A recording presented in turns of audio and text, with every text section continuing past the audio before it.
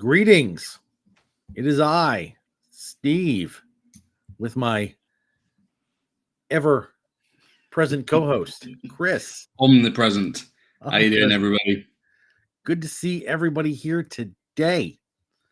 I hope you're ready to talk about Doctor Who, because that's what we're doing here, talking Doctor Who. More to the point, we are going to take doctors and we're going to rank them.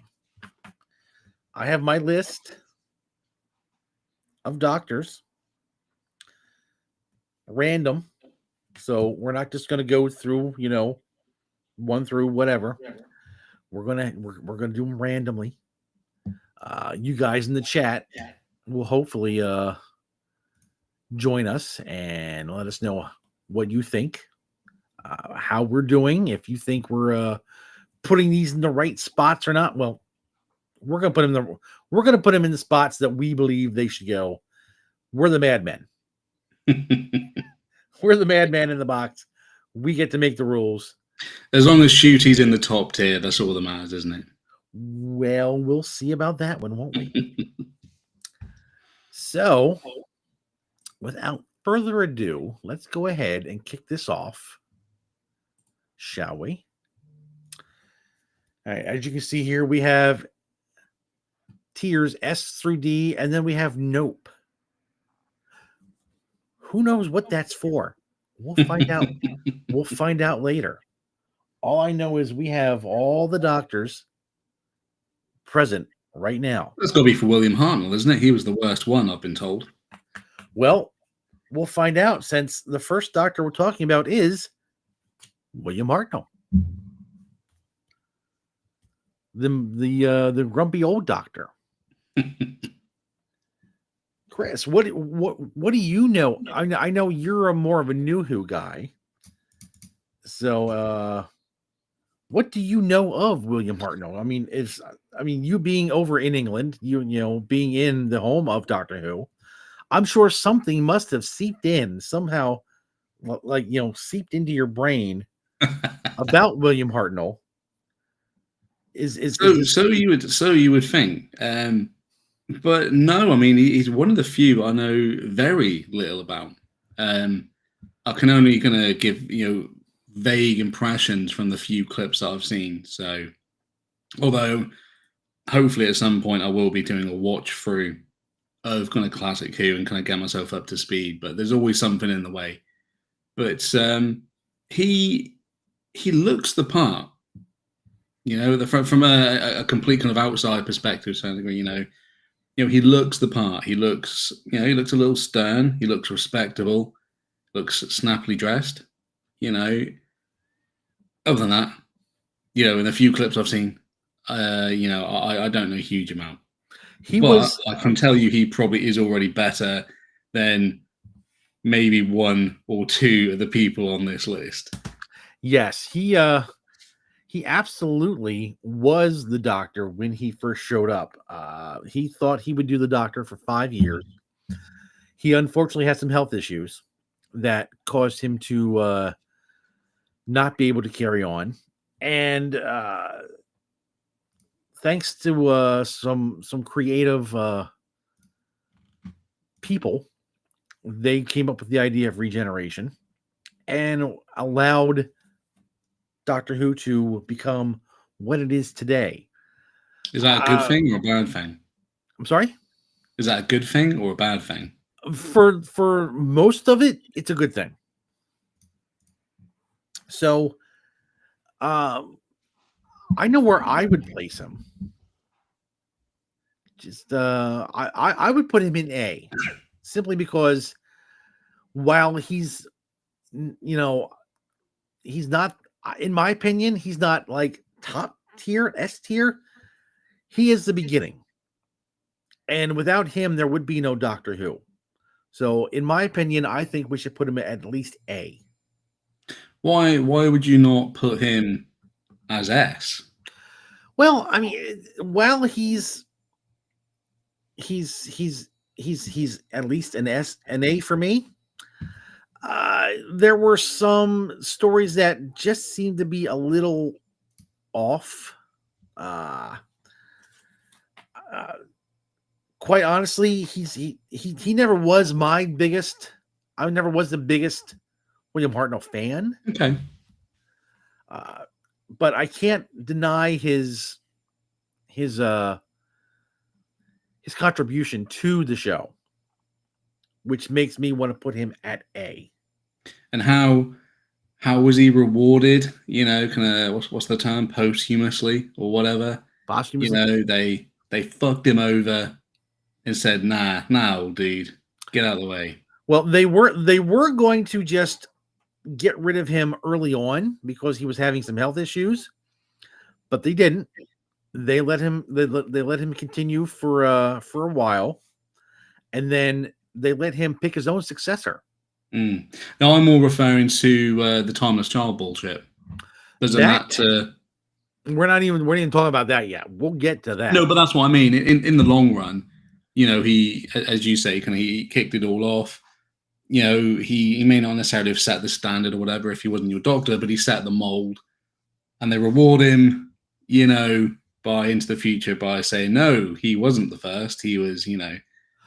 That's because Chris Chibnall is a jackass. And who can disagree with that? He is a complete jackass. And if anybody wants to fight me on that one, go ahead in the comments in the chat and let me know. I'll fight you on that one. I'll die on that hill. But yeah, I'd be willing to put Hartnell in A. Yeah, look, I mean, you know, you've seen him, so you know, you carry on. All right, you will take the fall for any kind of fallout from it. Hartnell goes in A. All right. Now, I get a lot of red faces when we put shooting an ass. That's all I'm saying. I came up with I did these doctors. I listed them in a random order, so we're not just going through one through. Yeah, because it's going to get a bit boring. Me saying, "Well, I haven't really seen much of this doctor." Well, you might have to say that again because next we're coming up with the 7th Doctor, which is well, you know, I haven't really seen a lot. Sylvester McCoy. So, do you know anything about Sylvester McCoy? Have you seen? I know he was a actor and he was in Doctor Who. I did know.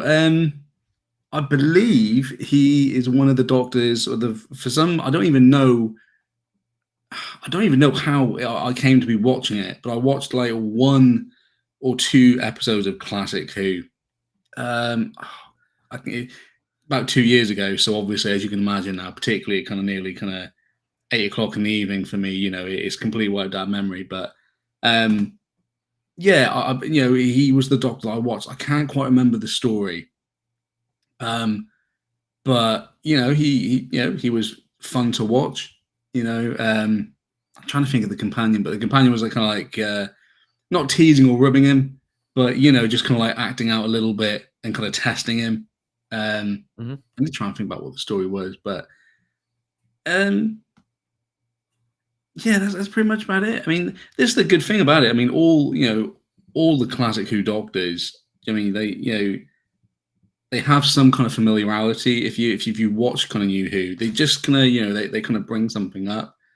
But McCoy, he's quite quirky. Has the hat.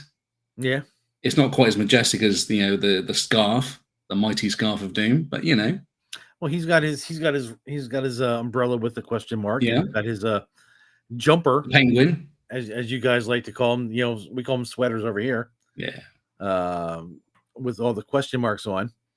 Yeah, I mean the fact that he was even a doctor is amazing because everything past the 6th Doctor.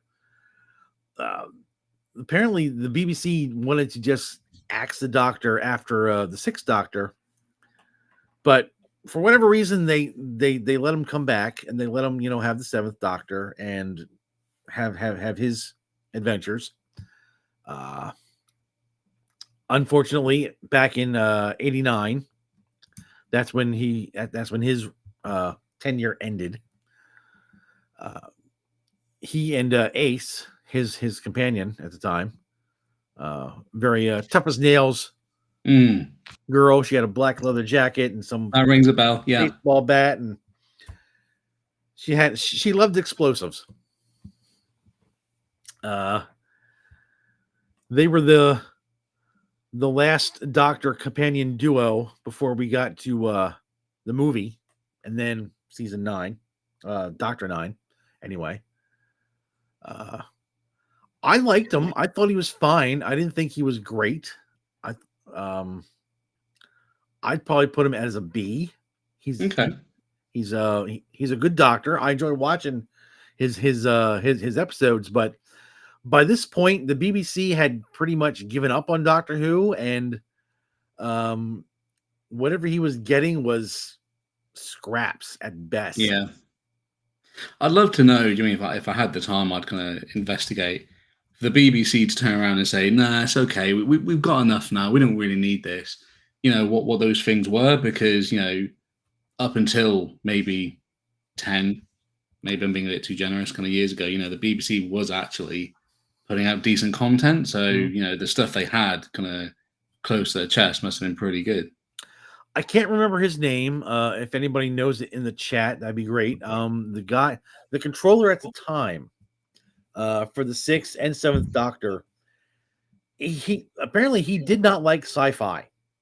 He just didn't like it. So any excuse he could find to try Yeah, to get it off the air, he would try to that find. sounds like an old way of thinking. Yeah. But apparently, but Sylvester McCoy stuck on for a while.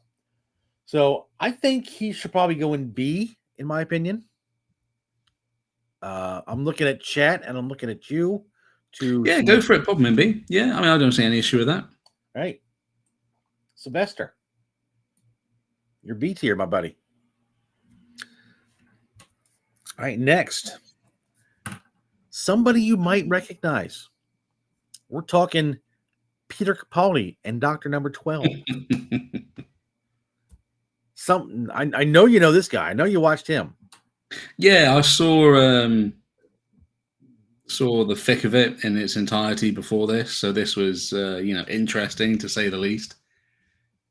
To see Malcolm Tucker Mhm. walk out of the TARDIS, um, but he wasn't my favorite Doctor, unfortunately. I know everyone's got a favorite Doctor, and I know people won't hold it against me. But in the scheme of things, he isn't really up there with my top Doctors. Because and, I think we all can agree, hopefully, if not, well, tough shit. The storytelling was already starting to get a little bit crappy, and he didn't have a lot to work with. And every time, unfortunately, Capaldi was where I started kind of drifting out a little bit, and Mhm. I'd come back in and go, okay, well, I don't need to watch it again for a week or so. Um, it's where I started kind of drifting out a little bit, and then when Jodie came on board, completely came out. But I don't think it was his fault, and that seems to be the general consensus. Just he was just given not a lot to work with. Well, I read an article, and if I can find it, I will actually do a video on it. But I know the BBC midway through the his run as a doctor started coming out with all the DEI stuff, and they had this booklet Makes sense. where they said, this is what we want. We want so many, you know, actors of different color, different, this, different that. It really turned out the BBC didn't want storytelling anymore. They wanted to have people that looked a certain way and people that acted a certain way, but they didn't care about the story itself. And that, I believe, hampered Moffat being able to tell a story, because instead of telling a story, now he had to fill his script with uh, just Crap. crap. Thank you. It's because it was the downfall of kind of modern entertainment. It's not about being the best or the most suited for the role. As you said, it's about what you look like, Exactly. and it was destined to fail. And yeah, maybe you're right. Maybe we start seeing the cracks. I mean, let's be honest. If we weren't going through that mandate, would we have had Bill as a companion? I don't necessarily think so, and I would hope not, because Bill for me is one of the worst companions of all time. Yeah. Did you know? Did you know Bill was gay? Just I point that out there. I had no idea. No idea. That's Spider Chris, how you doing, man? I'm shocked. Hey, Chris. God bless you for joining us. Thank you, man. They wanted to indoctrinate. Absolutely. They didn't want to tell a good story. Indoctrinate, if you will. they just wanted to push an agenda on the public. Yeah. At the public's expense, with Chris and Yeah. paying his hard-earned TV license You money. make content that you don't want to watch, and you're going to have to pay for it.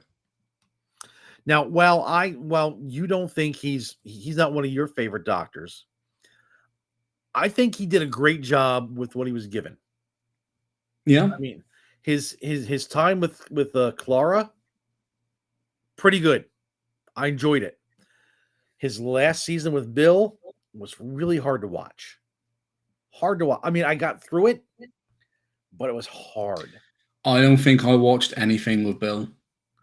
Yeah, I don't think I watched any of it. I think, I must have watched something, I suppose, to get the indication that I just didn't like her.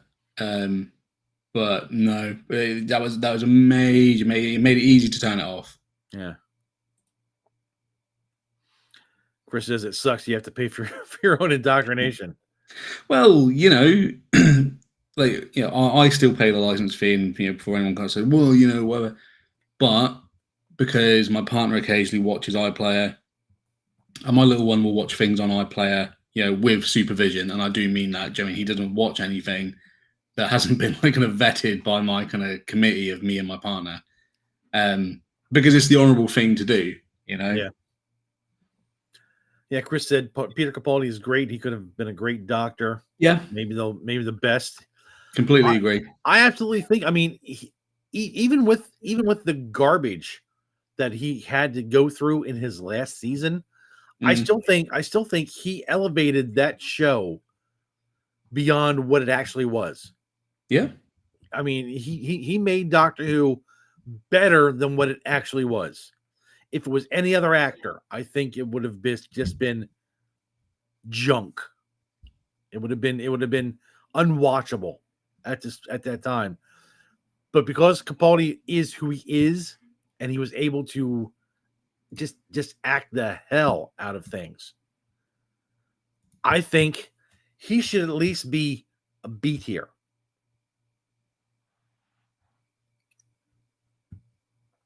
I defer to you, Chris. What do you think? Yeah, no, B's fine. Yeah, B's fine. And then, this is the good thing about this, if we get a bit deeper into it and we want to kind of change these things around, because sometimes you find, when you're trying to stick to your own rules, I think B's fine. Okay. Yeah, because as you say, he would have been maybe an A or an S if it wasn't for the fact that he doesn't have anything to work with. Yeah. It was ugly with what he had to work with. All right, moving on. We have Baker, Colin Baker, Doctor Number 6, in the funny outfit. He definitely stands out in a crowd, doesn't he? Yes, he does. Do you know anything about this Dr. Chris? No, not a huge amount, unfortunately. So I don't want to kind of put my foot in it and say something kind of incorrect. But he certainly put his own spin on the role, didn't he? With his, at least for his kind of dress alone, Well, that wasn't him. Apparently, he wanted to dress more like Eccleston or Capaldi. He wanted to be a little more. Okay. But John Nathan Turner, the guy in charge at the time, thought it would be cool to have him just in the most outlandish outfit. Or was it a rib? Was he being, was he being stitched up? No, and apparently, Colin Baker before this, he did a lot. I mean, he did a lot of TV and stuff before this, and he was playing bad guys, just a lot of bad guys. Okay. Up until this point. And when he was brought, I mean, he was in an episode of the Fifth Doctor's one of his episodes as a guard in Gallifrey, playing a bad guy. And then they brought him back to play the Doctor, and they thought it'd be great if he was more of an edgy, darker version of the Doctor. And well, it's he. I think he did a good job. I liked him. I know he didn't have. I think he only had 2 seasons. I know he had the one season was just the Trial of the Time Lord, which I have behind me. I love that. I love that. It is just the best. Well, Smart Chris doesn't think he's a bad doctor. I mean, we got a little bit of input from chat. I don't know if you want to catch up with that. It sucks that Colin Baker was screwed over by the BBC, yeah, and by John Nathan Turner. The last time I watched Colin Baker was a few years ago. He's not a bad doctor. No, he's not. I mean, I think his first couple episodes were kind of weird because they wanted to make, like I said, they wanted to make him that edgy doctor. He attacked his companion Perry, almost strangled her to death because he thought she thought he was a spy and some regeneration madness going on. But I think he had a lot of good episodes. I mean, like I said, I enjoyed the Trial of the Time Lord stuff. He did the 2 Doctors with him and the second Doctor, which I thought was really cool. Chris is coming in here. He was friends with Collins. He hated Doctor Who, wanted to get rid of it, and the executive that wanted to get rid of Doctor Who was friends with Colin's ex-wife. As a matter of fact, when apparently, from what I understand, when Colin and his ex-wife divorced, she went to live with that guy. Oh, so yeah, a lot of really wicked behind the scenes stuff going on. Drama Who going on behind the scenes of Doctor Who. So where do we stick him? I don't know, because he didn't have a whole lot. I mean, he had his, I think he had his first season, and then they took Doctor Who off the air for a year, and they wanted to fire him. But they brought him back for the Trial of the Time Lord, and they wanted to bring him back for like another couple episodes just so he could do a regeneration. But he said, "I'm not coming back for that. If you're just going to have me," which is where you get like a wonky Sylvester McCoy in a really bad Colin Baker wig. Oh no! Lying on the floor of the TARDIS during the regeneration, so they could do the regeneration. So Colin Baker never really got a proper regeneration with him leaving and Colin and Sylvester McCoy coming on. He said, "Nope, I'm out. You guys are trying to screw me over. Fair enough. Screw you." Chris coming in here. J&K kicked Colin Baker to the curb. They wouldn't give him a chance to do his farewell episode. They were going to force Colin just to make a cameo and to just die, and he refused. Yeah. Fair play to him for standing his ground. Which led to some Colin Baker in the blonde wig and special effects. Yeah, it's goofy as hell, but it's one of those things that's kind of Doctor Who legend now. And it is what it is. I remember I was doing some I cosplay one year as the 4th Doctor, at a at a at a Renaissance fair. They had Time Travelers Weekend, and that's when a bunch of us would dress up as different versions of the Doctor and show up. And I remember there was a guy dressed. I mean, he was dressed. I mean, he had Colin Baker's exact costume. It was perfect, and I loved it. I was envious. I wanted that jacket so bad. I still do. I want that jacket. Chris, though Colin Baker and BBC made men's, and Colin Baker got to voice the Big Finish stories as Pharaoh. Yeah, I mean, yeah. Colin Baker kind of, I mean, he's like the second biggest, in at least in my opinion, Big Finish actor after Paul McGann. Because I mean, he came in and was able to just do all kinds of Sixth Doctor stuff in Big Finish. Yeah. So I've got just before we move on, shout out to Mushy. You know who you are. She tried logging into YouTube chat because I berated her after the last stream we had, but she's saying that she's having an error, probably because I banned her out of spite. But she says she feels like Colin's Doctor was brought down by annoying as F. Don't know what you mean by that. It better not be a rude word. Companions. Yeah. And then there's a rude message about not being able to get into YouTube. Yeah, he had two companions. He had Perry, which I didn't have no problem with Perry. She's top of my list. And then he had Mel. Mel was annoying. At least when he was with her. Mel was just super annoying. I'll take your word for it. Chris says Colin Baker does make an appearance in the 30th anniversary Dimensions in Time. Yeah, but I mean, was that really wasn't the best episode? Yeah, it was a crossover with EastEnders, from what I understand. Like fucking EastEnders. Perry, the only good American comedian, and she wasn't even American. She was she's British. She just did a really good American accent.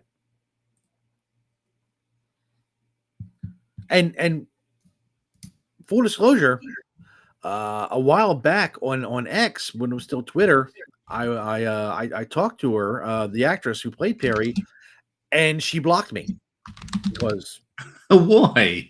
Well, it was I think it was the whole Jodie thing coming up, and I didn't like things that were going on, and I guess she thought I was hateful, which I was probably being hateful, and she blocked me.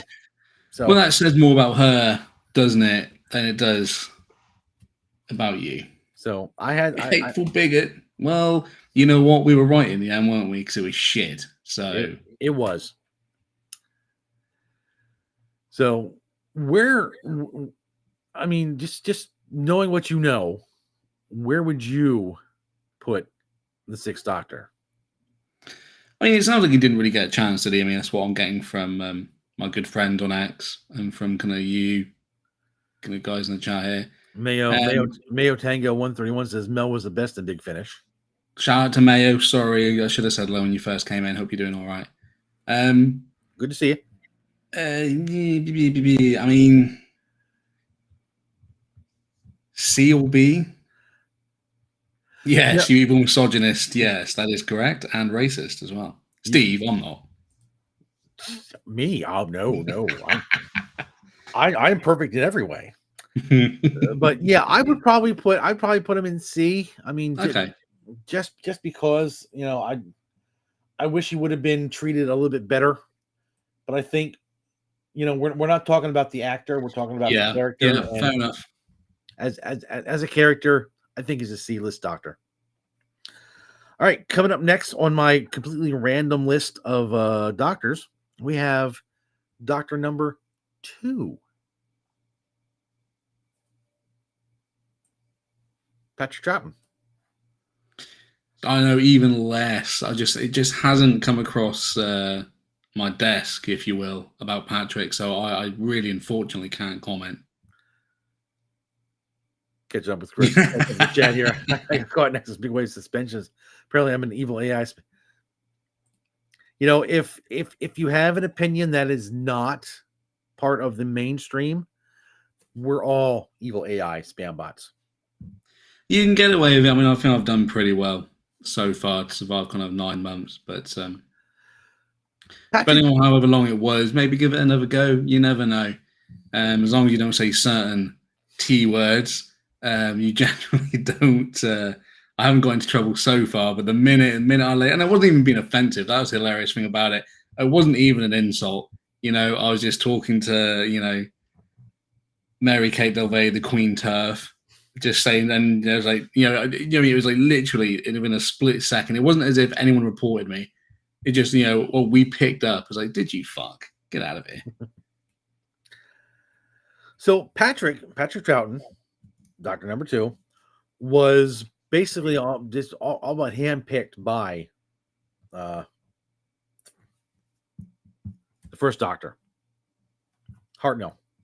He said, nice. if you need to replace me, I mean, I'm paraphrasing here, but he apparently from what I understand, he said, if you need to replace me with somebody else, Patrick Troughton's your man. And they said, right? all right, we'll hire him. And they had after the 10th planet, I believe, after that episode, after that series,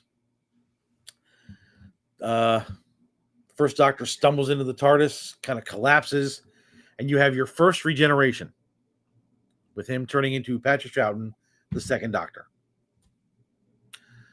And he had a great run, only 3 seasons.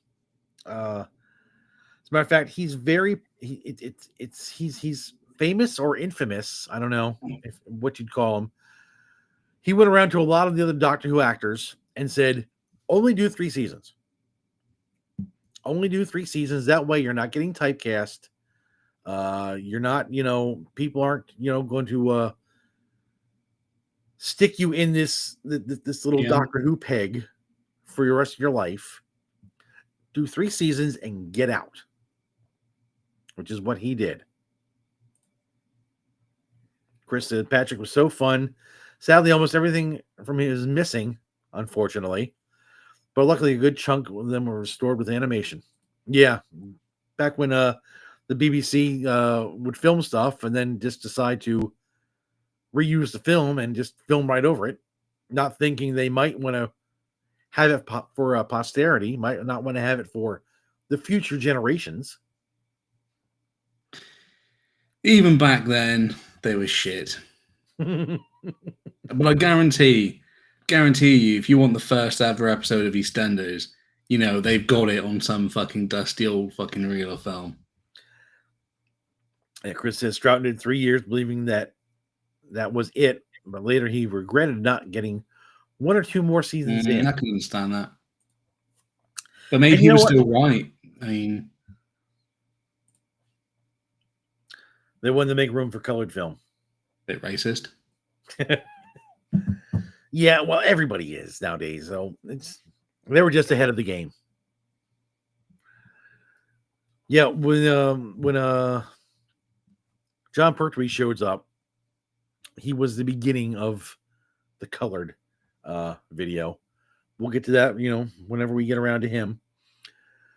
But I mean, Patrick Troughton, a lot of his stuff is missing, like Chris said. Luckily, a lot of his stuff came back with the animation. He did he came back for the 3 Doctors, which was him, John Pertwee and William Hartnell for that anniversary. And then he came back again, like I said, for the 6th Doctor with Colin Baker for the 2 Doctors, which pretty cool. I enjoyed that episode. As good as he is, Chris coming in again. Evil the Daleks, great story. It was supposed to be the official end for the Daleks in Doctor Who. Yeah, they unfortunately, they're still here.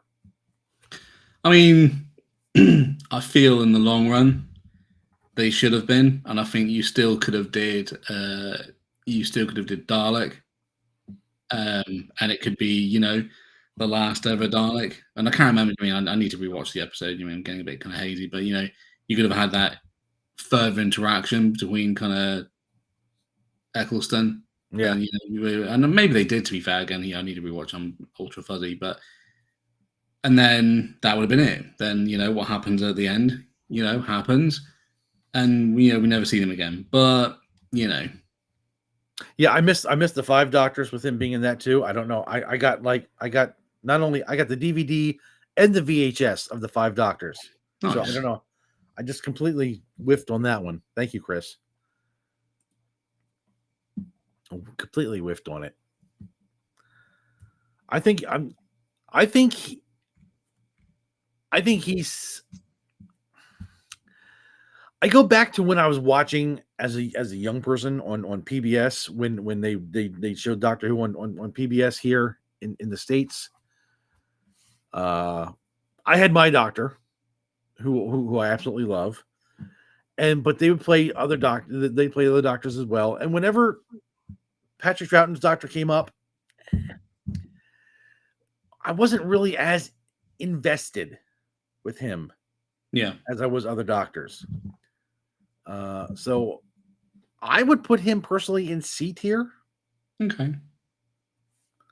Because he's not completely bad, but at least in my opinion, I wasn't as invested in him as other doctors.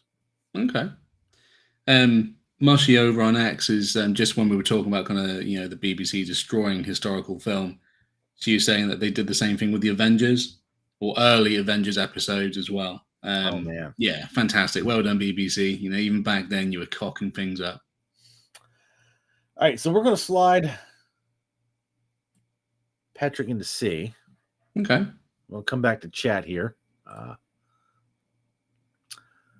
about Daleks here. Well, that was because the maker of the Daleks made the deal with the BBC that if the BBC had the Daleks and Doctor Who at a regular appearance, they could use them. If they didn't, the contract ends. Yeah. I think that's I mean, even today, they're Doctor Who can't use the Daleks without Terry Nation's okay, or at least his estate. Funny side note, just funny side note. Back in the 80s, there was a show called MacGyver. I don't know if any of you guys are Terry Nation. I'm aware of it. Apparently Terry Nation did some writing for that show. The very first episode of MacGyver had tiny little robots roaming around this base. They were very similar to the Daleks. And apparently he had a hand in helping write that. So he thank you, Terry Nation, for helping create the Daleks and for allowing the BBC to use the Daleks. Well, I mean, allowing the BBC to, I mean, that's a bit of a double-edged sword, isn't it? Yeah. And the Daleks return to the creator's estate. Yeah. Patrick Troughton, the Cosmic Hobo. That is one letter could have made all the difference there. Playing his recorder, just kind of traveling around. All right, next up in our cavalcade of doctors, we're going to look at the 8th Doctor, Paul McGann.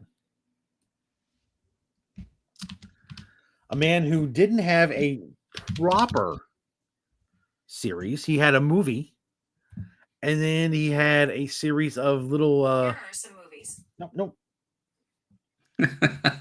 Hello. Siri. No, Siri. Don't need you. Sorry for the interruption, people. Paul McGann had the movie, and he was in one small little 10-minute, 13-minute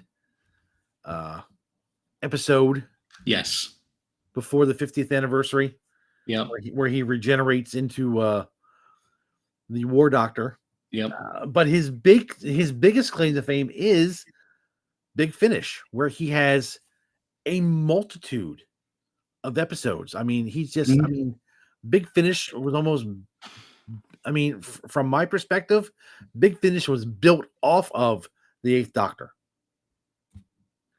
I don't know how much they had before the Eighth Doctor, but I know they did just a boatload of Eighth Doctor episodes to keep that running during the wilderness years.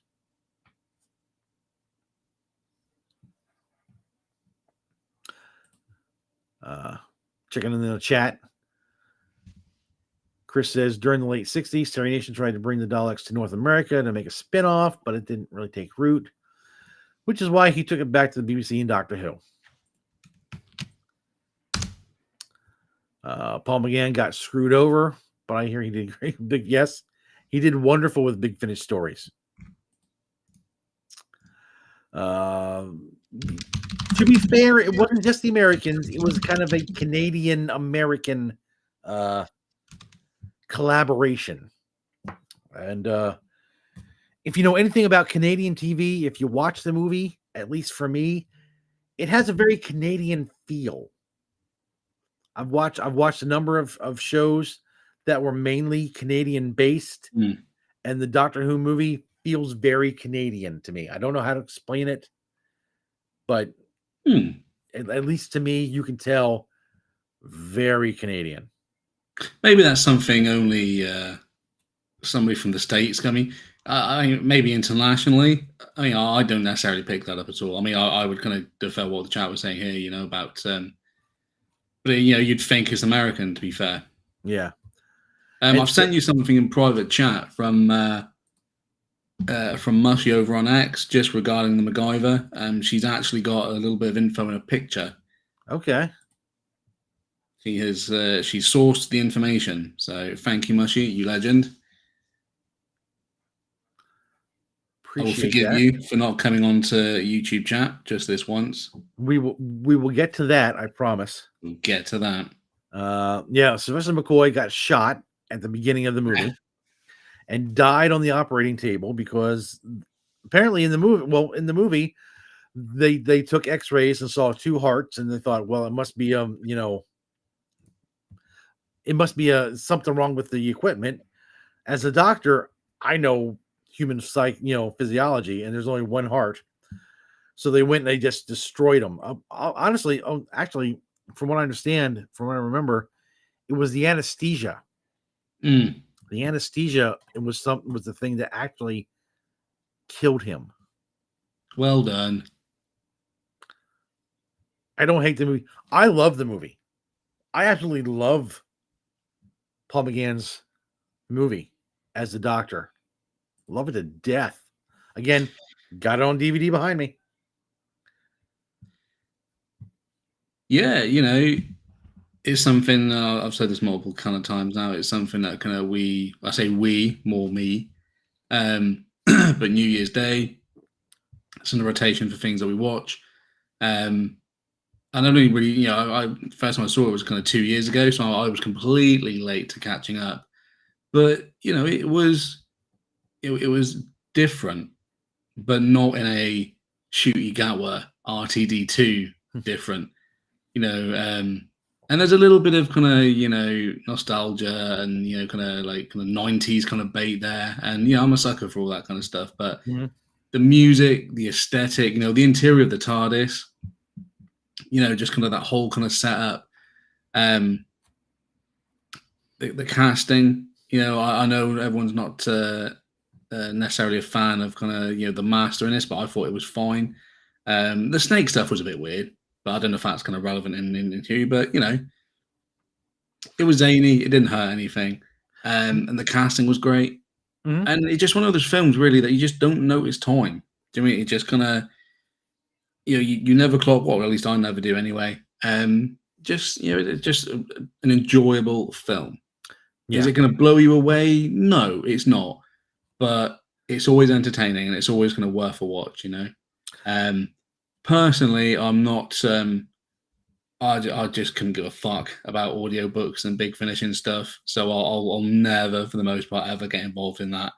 Primarily as well now, just because Big Finish annoy me with the bullshit they're pulling now. So I'd never want to support them and hope that they go under. And they get bought out by another company that wants to, not act like kind of pride flag waving goons. But I'd be willing to listen to his Big Finish audio stuff, but I would buy it off of eBay. Yeah, buy it off of somebody else. That way, Big Finish doesn't get any of my money. But going back to McGann, because I guess we're not here to talk about the film, are we? As such, we're here to talk about the Doctor. But yeah, he was good in my opinion. I mean, there was just something about him. He just seemed to, in my opinion, understand the role. Brought his own kind of flair to it. He looked the part. Just I don't think you can go too wrong with him. To be honest, no. I mean, being a fan of Doctor Who, classic Doctor Who, and then having it, canceled, and then being in that wilderness period and finding out that they were going to make a TV movie of Doctor Who to hopefully bring them back, I was over the moon. I mean, I had my VCR set, I had a cassette, I taped it, I sat there and watched it, and so I could pause it during commercials, just so I wouldn't have the commercials in my finished Doctor Who movie. So when I rewatched it, I could just watch the whole thing without commercials. So seeing that, I mean, I loved it. I was so excited to see more Doctor Who when I didn't think we were going to get it ever again. If Mushy over on X is saying that and there's a link provided as well, but the film is still available on YouTube. Oh, that's cool. It's on iPlayer anyway in the UK. I mean, it's not anything new, but there are one or two films like Lock, Stock, and Two Smoking Barrels. Fantastic film. Yeah. I have a link that I've saved to watch later. You can watch that on YouTube. For some bizarre reason, it's never been taken down. So I absolutely. I mean, if anybody here has not seen the Paul McGann movie, if it's on YouTube, absolutely give it a go. Watch it. Give it a go, and just go into it with an open mind. Because I know a lot of people just have their issues with it, but as a one-off, even as a one-off isolated kind of thing, it's an enjoyable watch, I think. Yeah, and with the Big Finish stuff he did, and the short he did right before the 50th anniversary, I mean that cements him as the Doctor. I mean, yeah, that's pretty cool. He had a regeneration. It was incredible, absolutely incredible. For that reason, I would put Paul McGann in A, simply because for what he had, the limited time he had, he absolutely was the Doctor. I believe so. Yeah, I'd agree with that. All right, putting Paul McGann in A. Again, if you guys in chat or if you're watching later in comments, think we're wrong, let us know. But this is pretty much we're not wrong. It's at the end of the day, it's our opinion, and everybody else is entitled to theirs, and that's the whole point of it, isn't it? Nobody is right or wrong. We're right. Well, except I'm dying on that hill. We're right. That's what QT is going to be S. Let's get back to some chat here. Chris says they were listening to his hearts, and they was took it for a serious issue. The anesthesia almost did prevent his regeneration. Yep. They defibrillated him to death, pretty much. You're missing one other Doctor. Well, really two, but they're probably you don't know.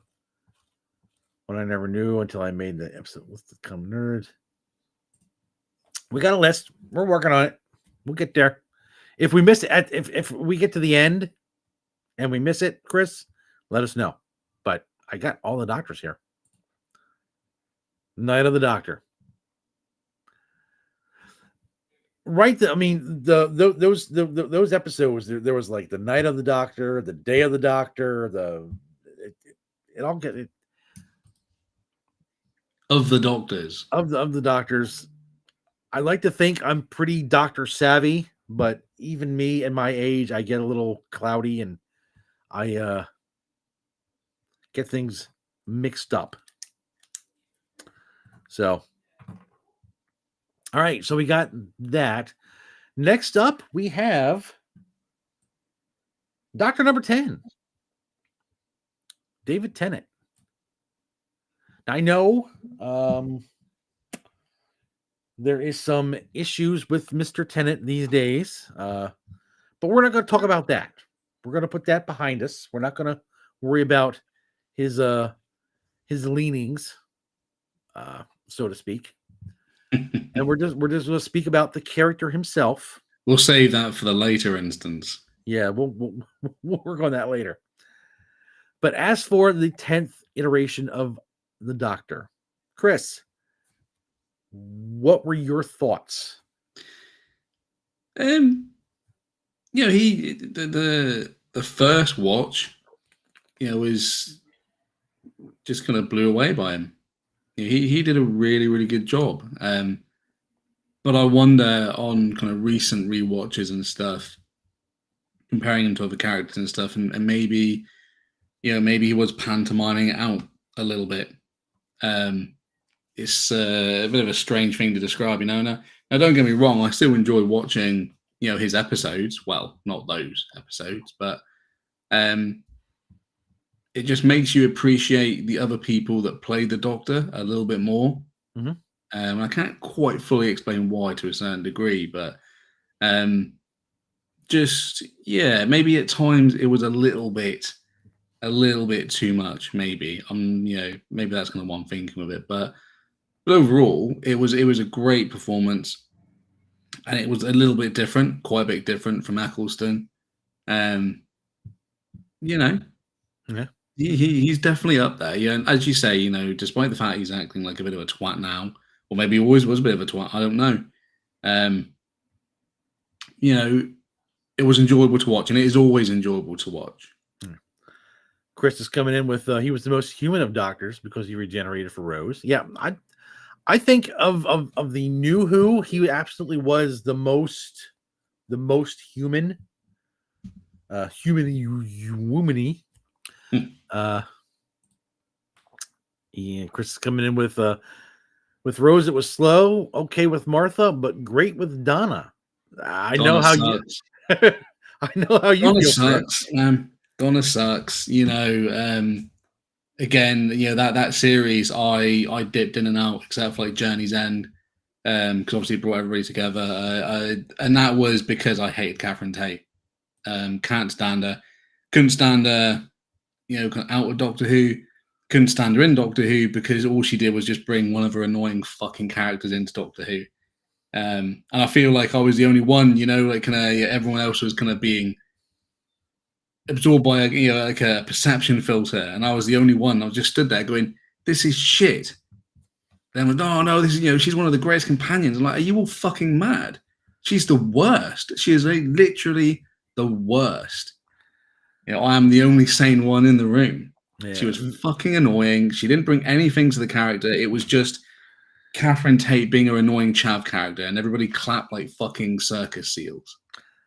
Yeah, Mayo says the 10th Doctor is highly overrated. His romance with a spoiled teenager feels gross because of the age difference. Yeah, and that's, do you know what? Again, but you don't realize that until a rewatch. So yeah, fair play, Mayo. Bizarro's culture's coming in. Watch your mouth. Donna was great until she went wacko. She was always wacko. She always was wacko. Yeah, just just awful. Yeah, I guess that's the thing. You guys over in the States wouldn't have seen it, so you're thinking she's playing as this unique character, and she's not. And the thing is, around that point, she was everywhere in TV. You couldn't fucking escape her, So to see that she fucking drunkenly stumbled into Doctor Who, I was just not a fan. Not a fan. I tried to get my wife to watch Doctor Who, and I showed her David Tennant's Doctor Who, the 10th Doctor, And she equated him to Roger Moore. She's like, Okay. he just chews the scenery too much. He's just too over the top. Like she's not a big fan of the Roger Moore Bond because he's just too over the top. She doesn't like David Tennant's Doctor because he's just too scene chewery. Yeah, I think that's a fair comparison. Because I don't care much about actors as much as you do. Even taking the actor or actress aside, she was just playing an annoying fucking chav, but not in the way that our dear kind of Rose was a bit of a chav. Well, Yeah, if you ask maybe Cassandra anyway. But I have to admit, I didn't know anything about her when she first showed up in The Runaway Bride. I just thought, in The Runaway Bride, I thought she was extremely annoying. And then when they brought her back for season 4, I'm like, is this a good idea? And the very first episode, the Pompeii, I'm like, no, this is not going to work out. This is not going to work out. And I have to admit, there were some episodes where she wasn't bad.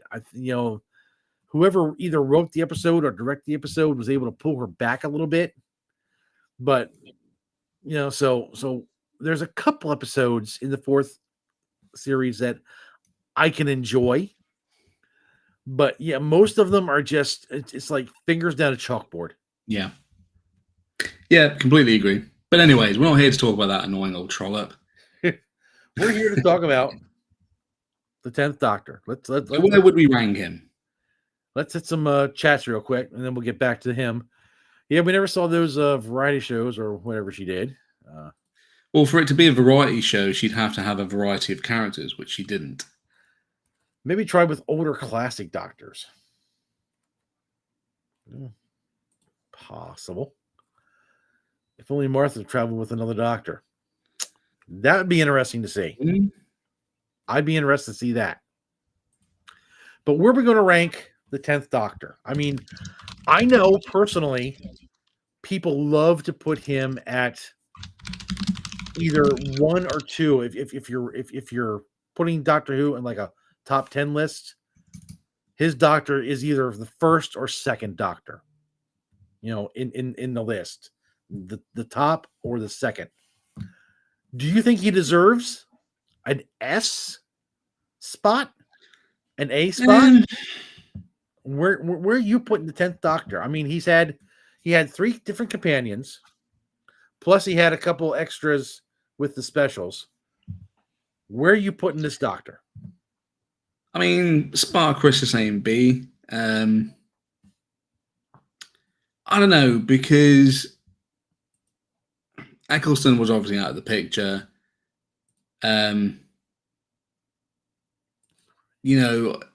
Like we said previously about if anyone else had stepped into the role, if anyone else other than Tennant stepped into the role, I don't think it would still have been held in critical regard as it was. So, I would probably say A, to be honest, because I would watch his episodes over Capaldi's, but that's not necessarily because of the actor. That's because of all the other stuff going along with it. But that's still what I would do. I do feel Tennant's episodes were better than Capaldi's. Yeah, I know. We're doing the Madmen in a Box on Saturdays where we're going through every episode, and I'm actually looking forward to some of Tennant's episodes. Yeah. Oh yeah, there's loads there. There's loads to look forward to. And for that reason, I agree. I would probably put him in the A tier. Yeah. But yeah, he's there are some things that keep him out of the S tier, the top. But it's still pretty good. Yeah, still pretty good. Appreciate him. Back when Doctor Who first came back, with Eccleston only having his 1 season, and bringing in Tennant to pick it up, absolutely perfect. It was perfect casting at the time. Chris is coming in here. He does do a good job with the Lonely God narrative. He does. Especially towards the end of his run where he does kind of like the Time Lord Victorious thing where he's like, I'm it. I'm the last Time Lord standing. I get to do whatever I want type stuff. I think that was really good. I think that was really well done. Despite both Tennant and RDJ, RDG, RDD. Too many people with Russell T. Davies and his stuff. Despite those two being who they are, did a great job up until the end. Yeah. All right. Let's back one up and go with Eccleston. Your first Doctor, right? Everybody has a first. I mean, we're talking about him every Saturday, aren't we? At the moment, he was. I mean, from what I'm understanding from previous Doctors, he certainly was something a bit different, and that's good.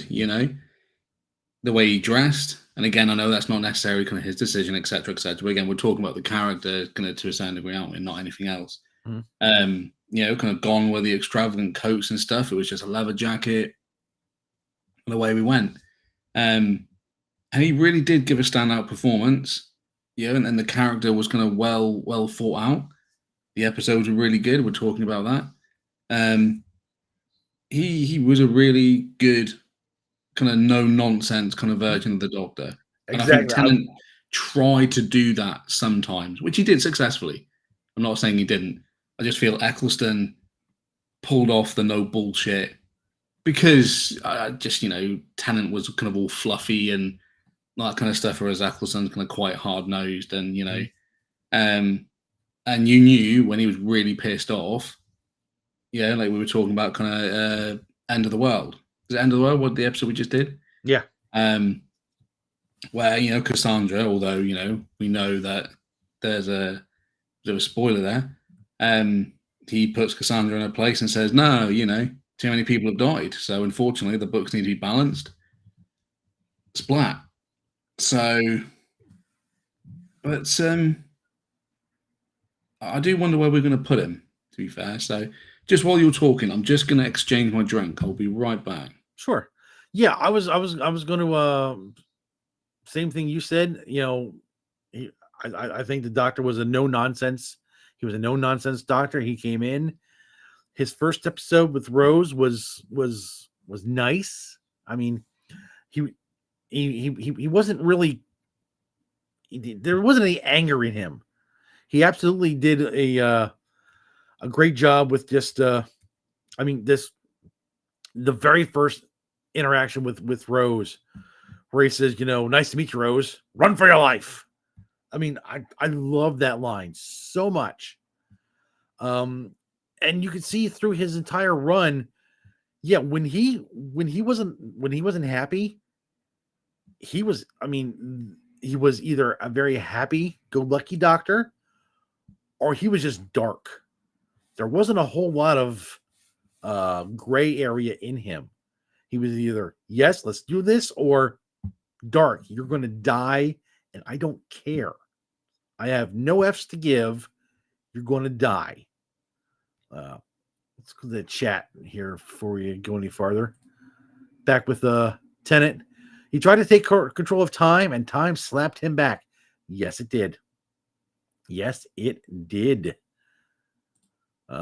Bizarre Culture is looking forward to Saturday. He's going to be on with us as we go over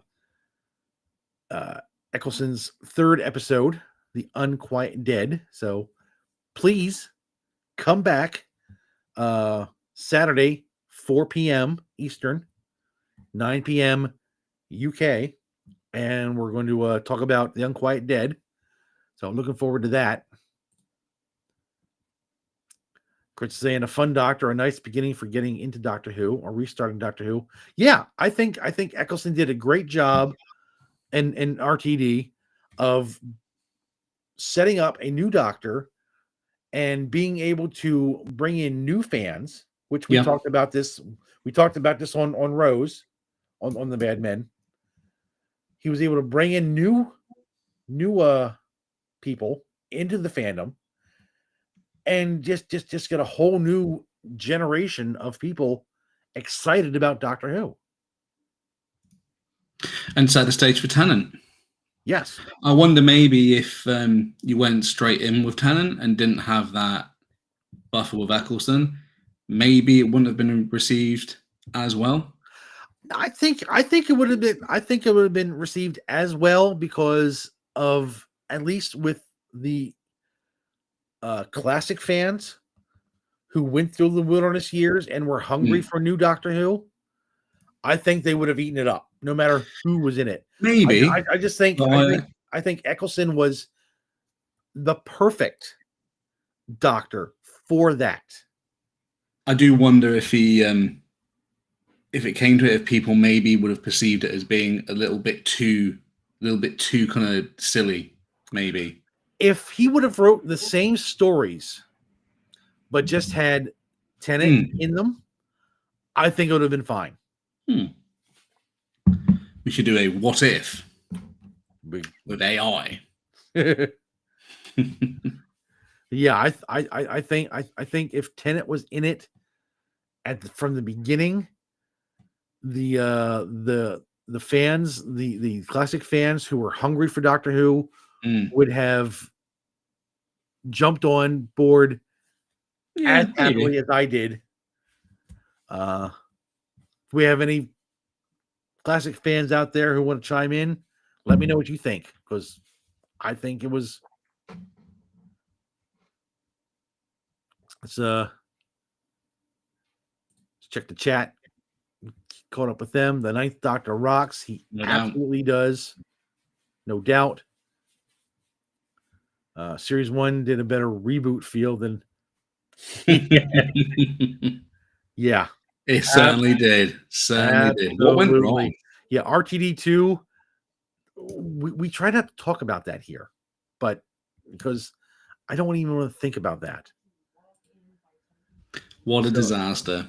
So Chris says, well, this is the Doctor that survived the last Great Time War. True. Yeah. True. He was the sole survivor. No spoilers. We're not getting into spoiler territory. Just in case anybody here wants to watch stuff, once. Chris says, I agree with Gary from Neurotic. The Unquiet Dead is the closest thing to the Ninth Doctor has to a Christmas special. We've said this before, haven't we? Yeah, we've said this before. That's kind of where we're going this Saturday. I mean, I was going to mention that this Saturday. It's the best we get with Eccleston for a Christmas episode. So, you just spoilers, Chris. Spoilers. I don't know how the production and stuff was. I don't know how kind of they all planned it out, but do kind of wonder if you could kind of dive into it a bit deeper. Was that maybe the intention? And then maybe when they realized that Eccleston wasn't staying, they couldn't put that as the Christmas episode, because obviously if they did, he'd be, they cause a bit of a timey-wimey issue. Yeah, not sure where he finally, I don't know. I mean, he apparently at some point when he was hired as a Doctor and his last episode, between there, he decided he wasn't going to have a second episode series because he didn't like the way things were being run. For reasons. And anybody, if you want to, you can easily find it on YouTube. Just type in Christopher Eccleston, why he didn't want to be in Doctor Who anymore, and you're going to find all kinds of video with him telling you exactly why he didn't want to be there anymore. But I don't think this was, at least in my opinion, I don't think this was going to be a Christmas episode. I think this was always going to be where it was. Because if you look at it, He meets Rose in episode 2. He takes her to the far future. In episode 3, The Unquiet Dead, he takes her to the past, and they end up there. So yeah, that's a fair. Yeah, it's a fair assessment. Yeah. So Chris says for the newbies, no one knew who the doctor was, and yeah, I mean he was a brand new character to a lot of people coming up, whether from the on the British side with Chris, who didn't watch Classic Who, and especially for anyone here in the States who had no idea who the doctor was. Yeah. Mayo's coming in here. It's a shame we didn't get more adventures with the Ninth Doctor, Rose, and Captain Jack. They were so much fun together in the little time they had. I think maybe if Eccleston had a series 2, maybe we would have.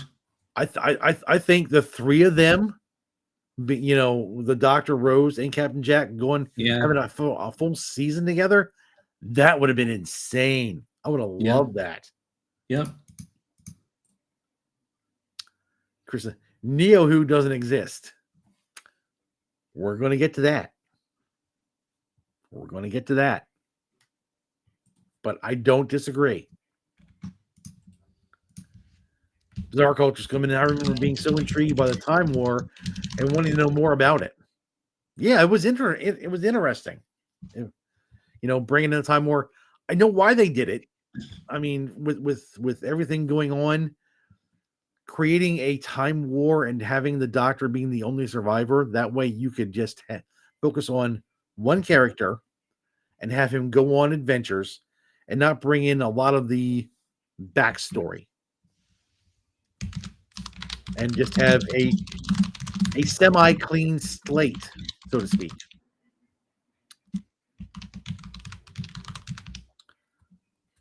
Chris saying, yeah, same. It sounded as Lovecraftian Eldritch in some way, but sadly, the more we did learn about it, it became too familiar, like any other war. There's some claim the reason. The Ninth Doctor was Bizarro Culture's first. The Ninth Doctor was, as a lot of people claim that. Chris claims that Ninth Doctor was their first Doctor. Where are we at here?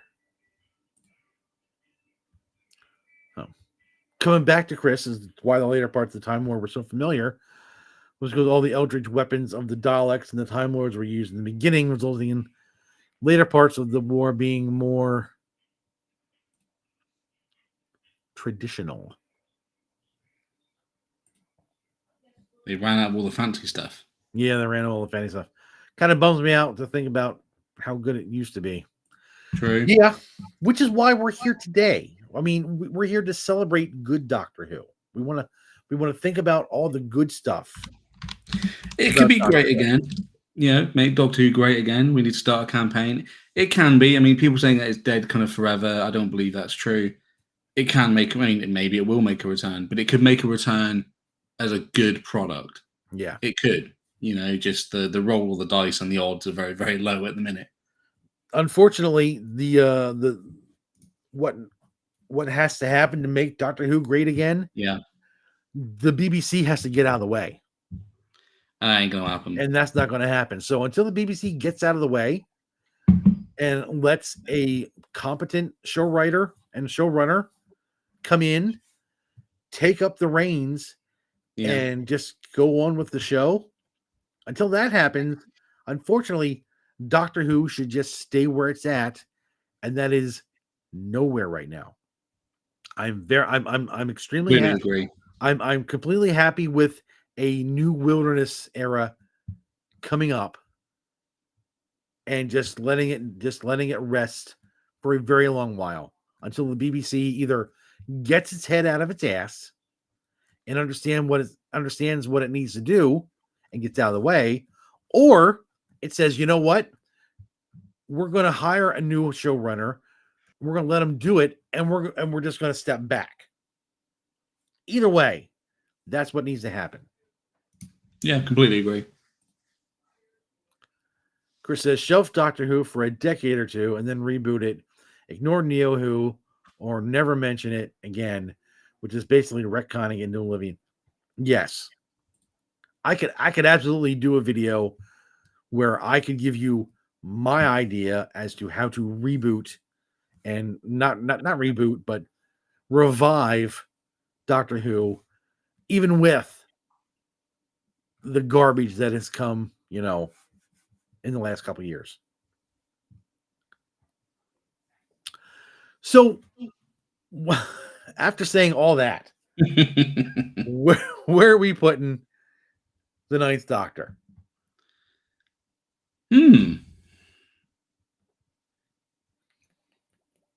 Yeah, well, I'm not. I mean, I'm still not convinced that he would be like S tier, because what makes him, do you mean, kind of better than Tennant's Doctor? And I'm not really sure because they kind of equal just in different areas.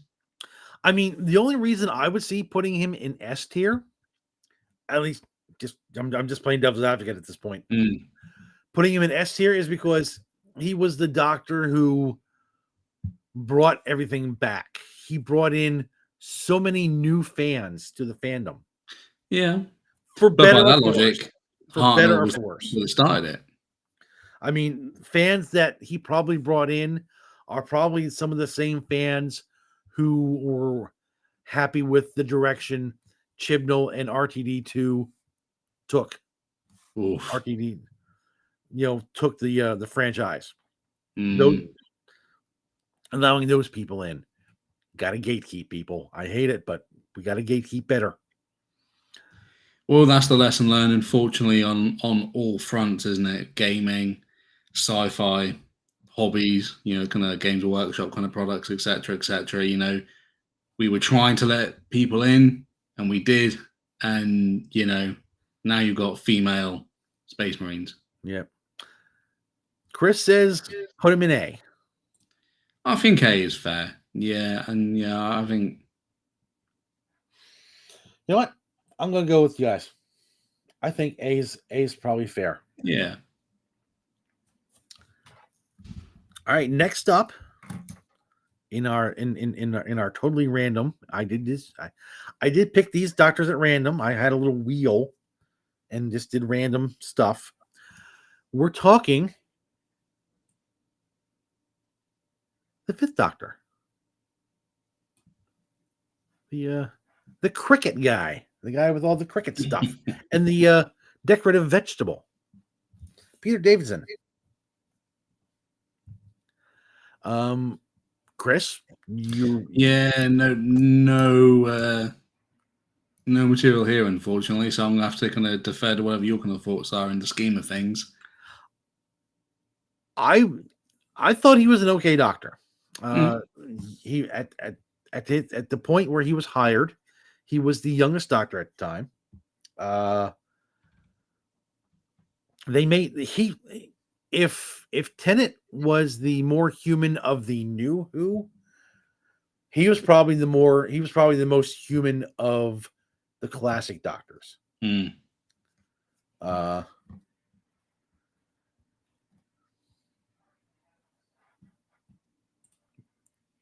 Chris says he isn't too bad, but he suffered like Peter Capaldi with subpar stories. He did. He did not have the greatest of stories. We did get the 5 doctors with him, so that's one thing. Very happy with that. The 20th anniversary. He had a run-in with the Black Guardian, which the same thing with Tom Baker's doctor, although not as good as Tom Baker's doctor.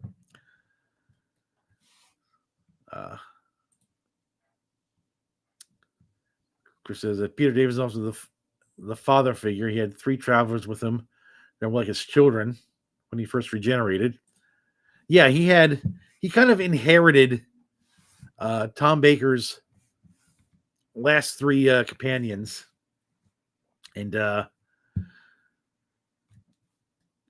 mean, Tegan, he kept trying to, she all she wanted to do was get back to work, and he tried to get her back to Australia, and that never worked.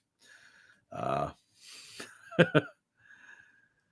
yeah, I think he was a good doctor. He's probably, in my opinion, a C tier Okay. doctor. Not a bad doctor, No. but he certainly wasn't as good as his previous incarnations. Yeah, I think if that's what you think. I don't think that's an unfair assessment. Putting them in C, people. Next up, my doctor, Tom Baker.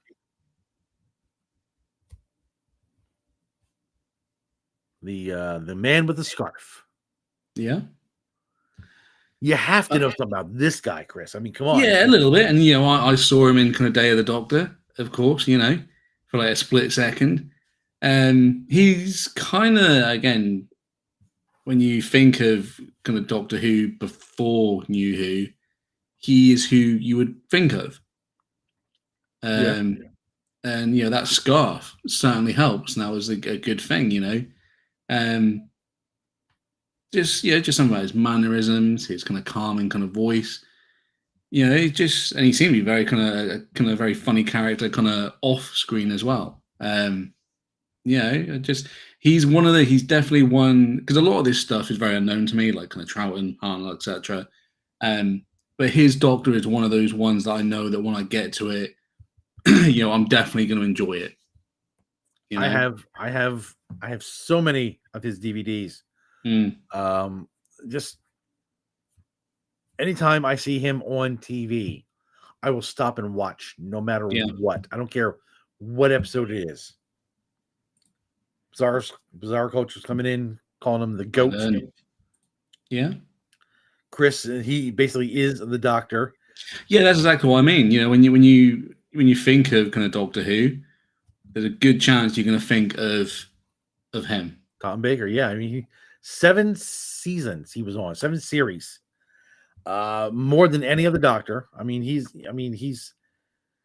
tenure was just massive, and it's one where, I mean, just his voice alone. I mean, I wish I could do his voice justice. Where especially when he goes 10. Tennis Doctor likes to say "well" a lot. Like, well, Tom Baker's Doctor started that. Tom Baker, I mean, he's like, well, and oh my God, it's just just thinking about Tom Baker. I just want to stop this and start, just turn on a Tom Baker episode and watch it. I don't care which one it is. Maybe someday we'll do I'll, if not with Chris, at least with me, and maybe I'll put my top Tom Baker episodes in a tier list. We could be a year or two away from me being able to do that. Mayo's coming in. The entire 5th Doctor era would later be repeated in the Chibnall era. Interesting. A bland Doctor, useless and irritating companions, and zero character development. Yeah, that's not far off. Fair. Chris says, though, he could have stayed a bit too long. I think I think after he was gone, I think he did kind of opine that he might have stuck around a little bit too long, because getting work after that was kind of hard for him.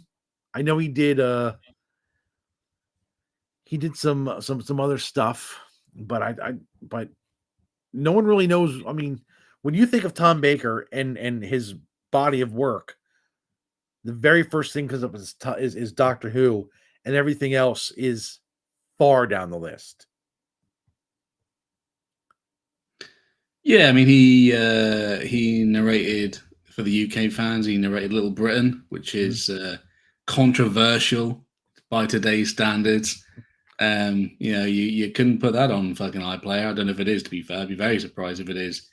Without some massive trigger warning in front of it. He gave that show a bit of identity because of his voice, and because he's a naturally funny guy. So I agree with what you're saying, and like Troughton was saying, do 3, then bow out. He did 3, then 3 more, and then I'm gonna do one more after that. But if people were enjoying him, was it really his fault? I mean, could he really determine when the right time to go was? If everybody's kind of telling him that he's kind of great, they're enjoying him, etc., etc. I don't know. I don't necessarily think, and I'm not saying anybody is, but it's not really his fault. I mean, people were enjoying him. He was enjoying himself, which is why he kept sticking around. Exactly, and you see him at conventions. That's one of the few things I've seen kind of clips of him, kind of interacting with fans, kind of old and new, and very, very new, very, very young. There's some, kind of interesting kind of interactions with kind of kids, not like that, perverts, but endearing. He doesn't want to, push kind of new fans, or he wants to bring them in. He was a fantastic. Well, he is a fantastic ambassador for the brand. Yes, I mean there's a lot of things he didn't do in front of fans. I mean, in his regular life, because he said, because he thought himself as the Doctor. Kayfabe, brother, keeping it alive. He was the Undertaker of Doctor Who. Yeah. Rest in peace to the tombstone shooty. Chris says he set up so much that sort of screwed Peter Davidson over a little bit. Yeah. Yeah, that's one negative thing from it, unfortunately. Bizarre says, I'm going to go home and watch a Baker episode after work. Yeah. Mayo Tango, you might hate me for saying this, but the 4th Doctor barely has a character arc. He started and ended with hardly any character development. It's fair. No, there's no hate here, man. If that's what you mean, it's all valid opinions. It's a safe space. I mean, the way they wrote the Doctor back then, I mean, it was. I don't know how far in the future they were thinking. I don't know if they thought this would last, 10 years, 20 years. I mean, it was at least 20 years with the 50th anniversary with the 5 Doctors. So we don't know what they were thinking when they wrote these. They might have just been thinking, hey, just write stories and just go on. Chris says John Nathan Turner also took over being during Tom Baker's last year. Yeah. Cam Proud's coming in saying just joined Capone and B. What? If you rewind a little bit, you'll see why we put him in B. No hate, love him. Steve just didn't like him. No, that's not. Don't say that. They'll think you're real. They'll think you're telling the truth. Just on the X side of things, Mushy is putting a lot of love in for Tom Baker. So just to throw good for her. Good for her. I like Mushy. She's good. She's good people. Well, there are some things that she could improve on. She knows what they are. Chris says, I think it's because of the change in the showrunners as to why Tom left. Plus, I heard Tom was argumentative on set, but I don't know how true that is.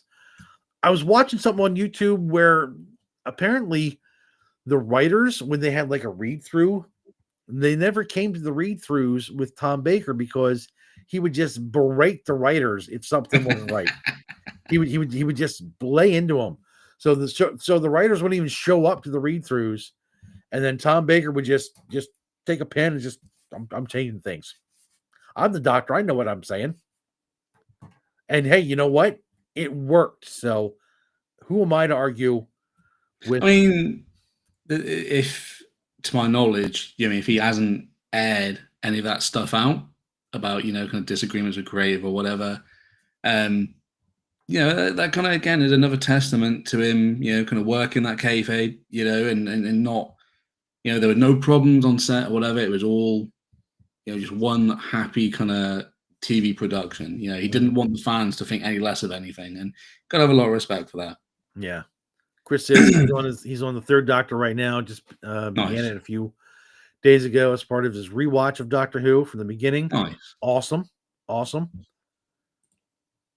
just watched the third Doctor's first episode not that long ago. Spearhead in Space. Loved it. Great Doctor Who. So where are we going to put Tom Baker? I know where I want to put Tom Baker.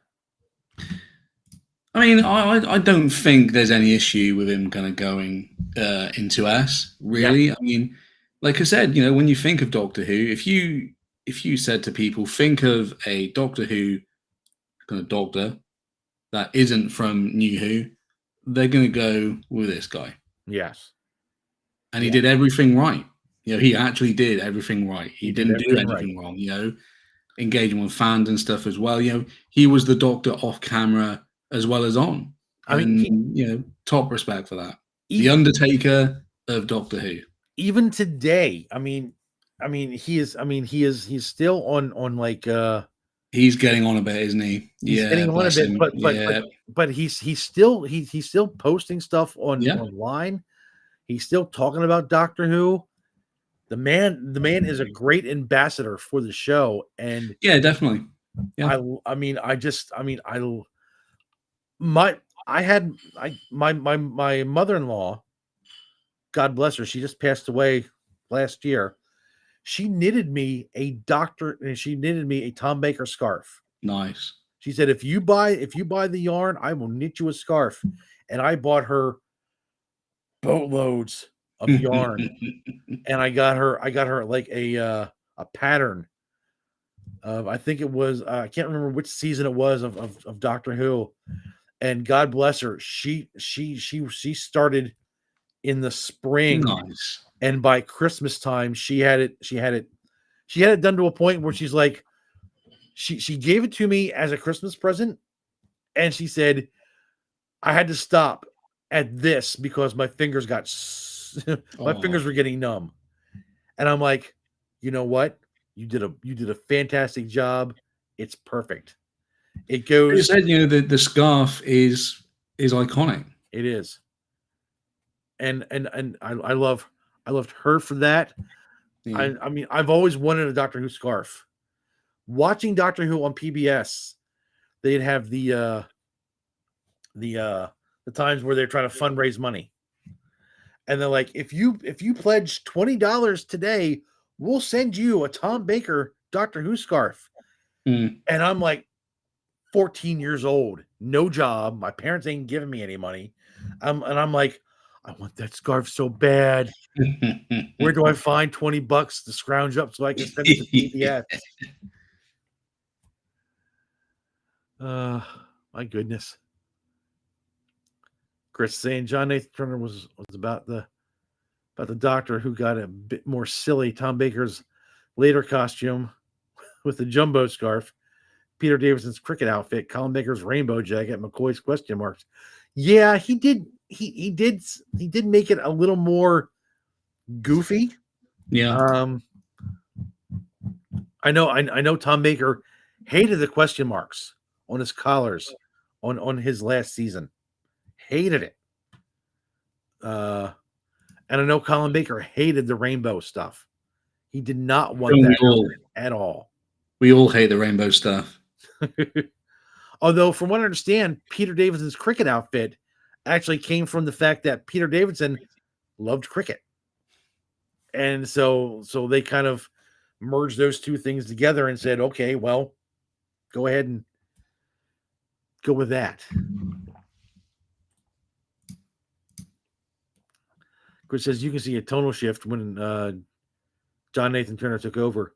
Yeah, I mean, yeah, he was the showrunner. He thought the show should go a different way, just the same as RTD did in the New Who when Moffat took over. I mean, RTD had a certain way of doing things. Moffat took the show in a completely different direction, but it was still, at that point, still good Doctor Who. And I can't be mad at that. Chris says, I listened to Tom Baker's book, Doctor Who Scratch Man. It wasn't bad, a little odd, but okay. I have that book. I do somewhere in my multiple boxes of stuff, which I just never unpacked. I do need to read that, but that would also require me having the time to read. I don't think Peter David was expecting the Yeah, costume. surprise, motherfucker. Bizarre wants to know what your favorite, what our favorite season of Tom Baker is. Well, he might be talking to me more than anything else. Yeah, he's talking to you, brother. Probably either his first or second series. I mean, I like them all, to tell you the truth. I'm a huge Tom Baker fan. I watch every single season. But I think when he was with Sarah Jane, I think those episodes were just the best. I mean, that was just peak Doctor Who for me. Yeah. Him and Sarah Jane in the TARDIS, just going out, having adventures. That was peak Doctor Who for me. So we got Tom Baker in the S section. Next, we got John Pertwee.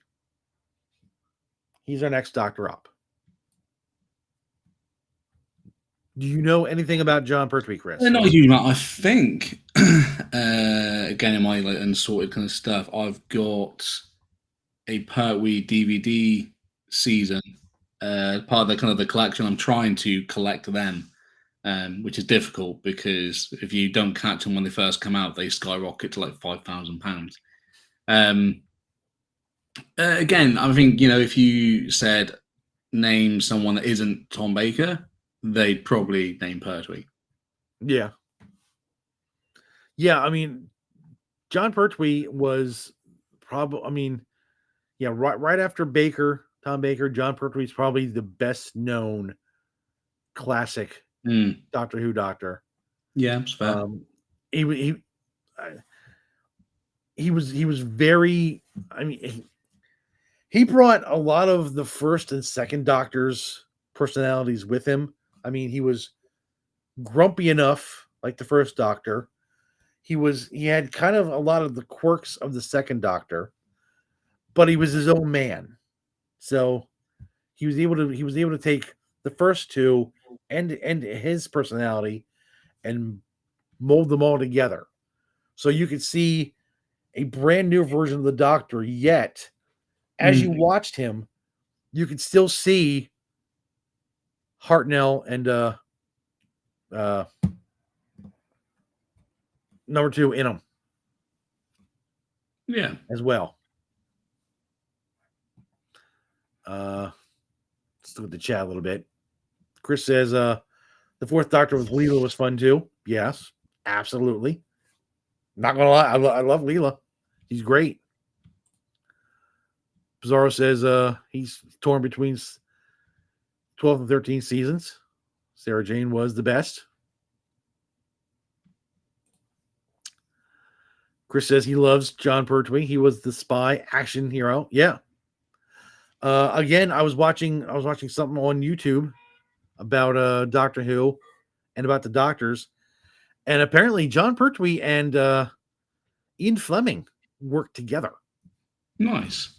So John Pertwee was a very action oriented Doctor. He was going out using his Venetian kung fu, and he was almost like the James Bond version of Doctor Who. He was going out and he'd fight you. Cross him and he's ready to throw down. He's not going to try to talk you. He's not going to try to talk anybody down. He's not going to try to say, well, let's try to hug it out. Nah, he was ready to, he's ready to throw hands. And I love that about him. But where does he go? Where does he go? That's a good question. It's in fact, it's on me.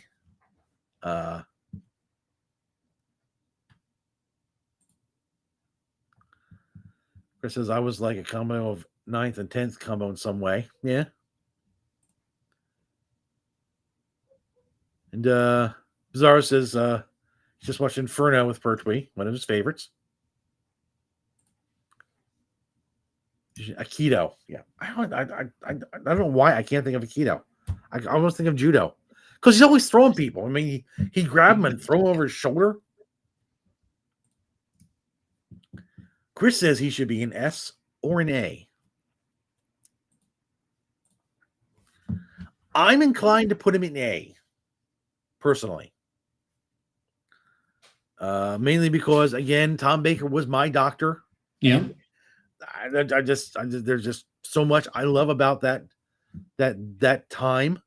I love the third Doctor too. He's great, but I think what limits him is the fact that for a lot of his tenure, he was stuck on Earth. He couldn't go anywhere. Okay. Yeah. The High Council of Gallifrey had stranded him on Earth and would not allow him to go anywhere or do anything. It wasn't until his last season, I believe, where he was actually allowed to go out and do things. My bias is showing. Yes, I'm not gonna lie. Not gonna lie. But that's the great thing about YouTube. You know, I can have my list and somebody else can have theirs, and we can have fun debating this all day. Exactly. Which is what we're doing here today, and I'm loving it. So I think if Chris has no problem, I'm going to put John Pertwee in A. Yeah, go for it.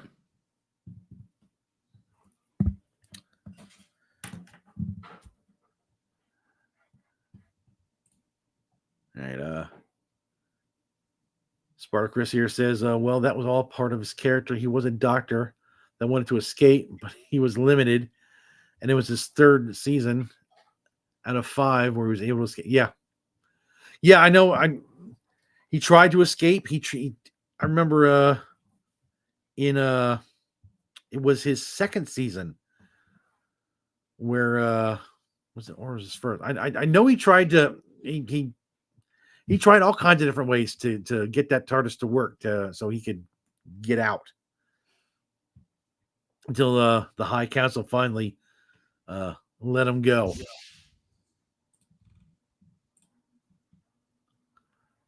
Mayo says season 16 was the best. Tom Baker. I love all the Tom Baker seasons. They're all awesome.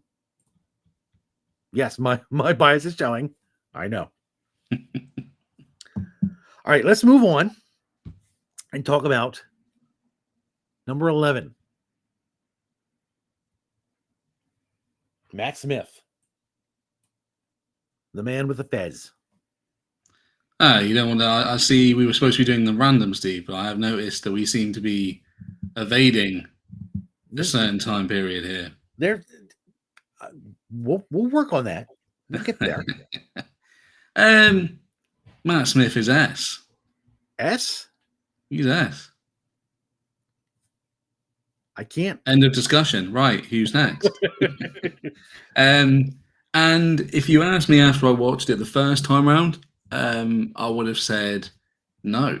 I would have said probably C or B. Mm-hmm. The only reason I can tolerate characters such as River Song and all the other fucking idiots are because of him. And because he seems to be able to, maybe not all the time, everyone's gonna, no one's perfect, I understand that. But he seems to be able to direct the energy in the right way whenever it's needed. Mm-hmm. So he can pull, kind of the running around David Tennant-ness stuff. He can do the serious, he can pull the attributes from kind of various doctors, if you will. Mm-hmm. And when I did the first rewatch, I was like, you know what, I was wrong. But I was talking to a friend back along who was a Matt Smith mark. I was like, I was wrong. It gets a bit difficult with River Song, but that's not his character's fault. But like I said, a character that really winds me up like River Song, I only watch because he's in it. Okay. So he's a great character, and again, another great ambassador, as far as I'm aware. You don't see him doing anything silly. I know we're not mixing the artist and the art, but Day of the Doctor for me is like one of my favorite Doctor Who episodes. It's right up there, and I know because it's not just because David Tennant's in it. His interactions with Baker, just he seems to pull it all off whenever it's needed. And it may always be, he probably has got one or two kind of fluff episodes, but I think he's one of the, well, maybe the only like New Who Doctor that is up there. Yeah, I have to admit, my wife and daughter, who I push Doctor Who on constantly, they have attached themselves to the Matt Smith Doctor. He is their doctor. So whenever we talk about rewatching Doctor Who, all they want to do is sit down and watch Matt Smith episodes. Yeah, and I'll be honest, I love Matt Smith. I think yeah. he's great. I mean, he was a breath of fresh air after Tenet. Not that Tenet was bad with what he did, but Matt Smith just brought in a youthful vibrance to the Doctor. He was I think he was the youngest Doctor to be actor to be possibly. Yeah, I can speak for that. So yeah, it was he was a great doctor, and I thought he did a great job, and I appreciate everything he did for the show. Let's get to some chat here. Zara said Pertwee was stuck on Earth for 3 seasons after the 3 Doctors. The Time Lord let him use the TARDIS again. Yeah. Chris says first season was with Liz Shaw, the second with Joe Grand, the third season with Joe, and then got Time Lord, the fourth, 3 Doctors, and then he was able to roam on his own. Zara wants to know what their favorite 3rd Doctor companion was. He liked Joe and Sarah Jane. I'm a Sarah Jane fan, so I'm going to say Sarah Jane. I like Joe. Joe was fine, but I think Joe was kind of goofy at the beginning of her run, and never really felt like a true companion. It's just someone. She felt like someone who was just tagging along. Okay.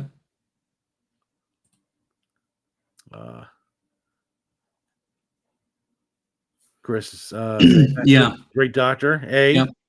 He went back to being an alien. Yes. If Tennant was the most humanized Doctor in the New Who, Matt Smith was the most alien. Yeah. Of the Doctors. Absolutely.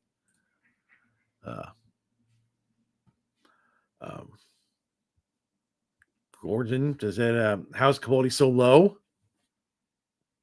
Not his fault. Not his fault. Just for the TLDR, he got some bad scripts.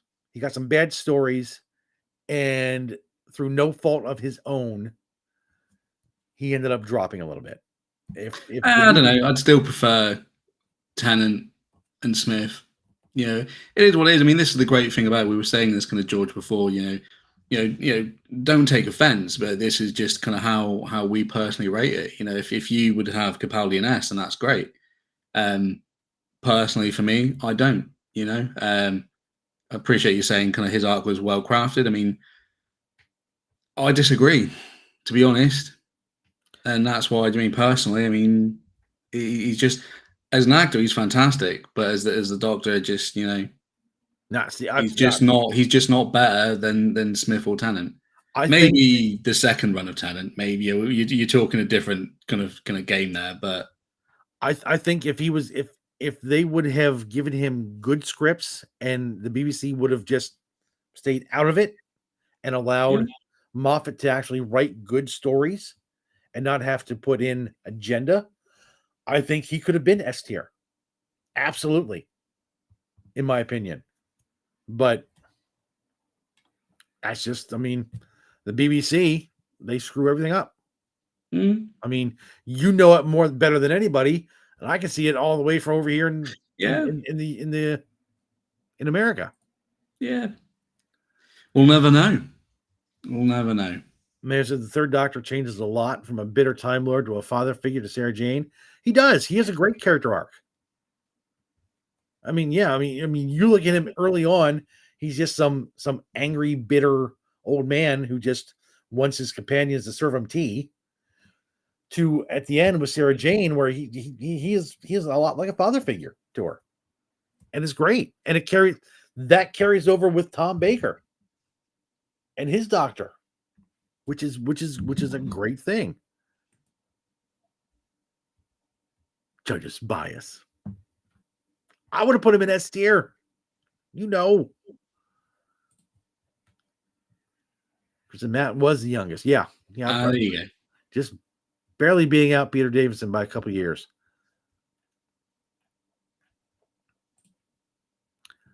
I did rank Capaldi. His arc was well crafted. Yeah. His arc was good. I enjoyed the way he went from where he was to now his last season. I believe his last season was kind of muddled with Bill and all the agenda slid in. But I think still, no matter, even with that, he's a good enough actor to elevate bad writing.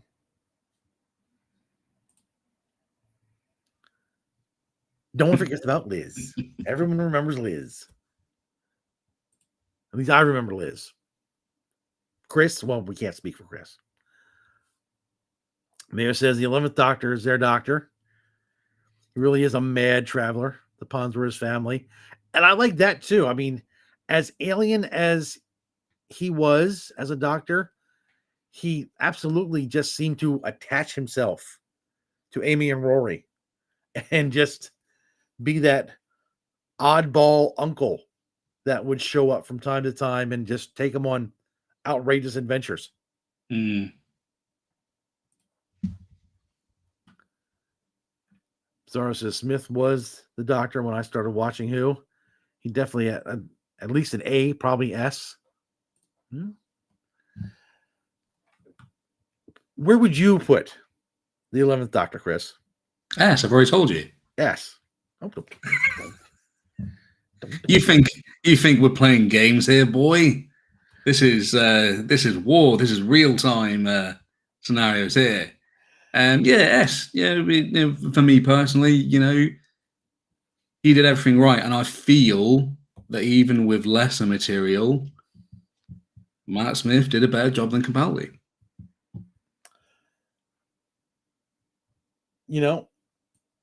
Eat it. I'm putting him up there in S. Yeah, because like I said, my family loves Matt Smith, and for them to actually love Matt Smith and want to rewatch his episodes, that's saying something. Mm. I mean, he actually he penetrated their non-sci-fi. Oh, he did. He penetrated. Parts. Easy. Talking about I got a daughter here too. But he thawed their frozen hearts and made them fans. Yeah. So he did something that Eccleston and Tennant couldn't do, made them want to watch Doctor Who. So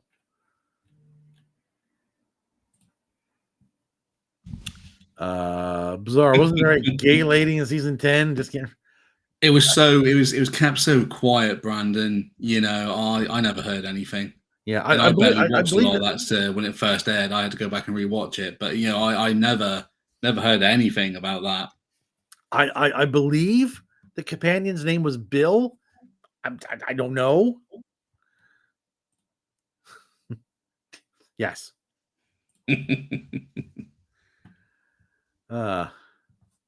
Organism wants to know who is your closest to A tier if you had to move one from an A tier. If you had to move one from A, if you had to move one of these to A, What, to A or away from to A? to A. Sorry, it's a bit late in the UK, so If someone from B or C had to be moved to A, not that we're going to move them, but I'd have no issue moving Capaldi. I'd probably agree. Yeah, I'd have no issue. Like I I, said, it I just the whole point of kind of doing these things is kind of being honest about it. There's no point like playing to the crowd and lying about it if that's not how you really feel. But if the stories were better, if maybe if we could really see if Capaldi was up there. Oh, to S, okay. oh, to S. Okay. Ooh. Okay. Now that's That poses a different kind of question, doesn't it? Capaldi's quite an easy one, really, because you can just tinker that's a around, whole couldn't new you? kettle of fish now. I feel, even though I haven't really watched any of his stuff, I feel maybe Pertwee. Because again, he just seems to resonate with fans. He seems to do things right, if that makes sense. Oh no, I can see that. Yeah, I mean, if I look at these doctors from the A tier and say which one, if I had to move them to S, would I do? It probably would be the third Doctor. Just because, I mean, he was just so cool for the time. Yeah. Mayo says perhaps the only downside is that the Ponds didn't have a Dr. Light episode. I always found them to be very dependent on the Doctor, rarely taking initiative on their own. Yeah, I noticed that too. I mean, it seemed a lot of the companions in New Who were more just a fill-in for the audience, and they were just along for the ride. That's not to say there weren't companions that weren't more independent, but I think the Ponds were very dependent on the Doctor. As a matter of fact, I think when the Doctor wasn't around, it seemed like those two just kind of fell apart. And it wasn't until the Doctor came back that things kind of got better. So, yeah, much dependent on the Doctor.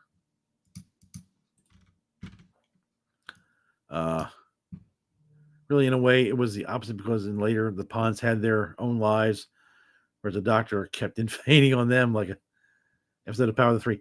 Power of the Three, written by our friend Chris Chibnall, who, when you look at it, can't really write good shows. Can't really write good Doctor Who shows. Yeah, maybe, because didn't Chibnall do Broadchurch, like Broadchurch, series 1 or something? People like Broadchurch, yeah, but he can't do Doctor Who because he had some really weird ideas, and he brought him in and just completely destroyed Doctor Who.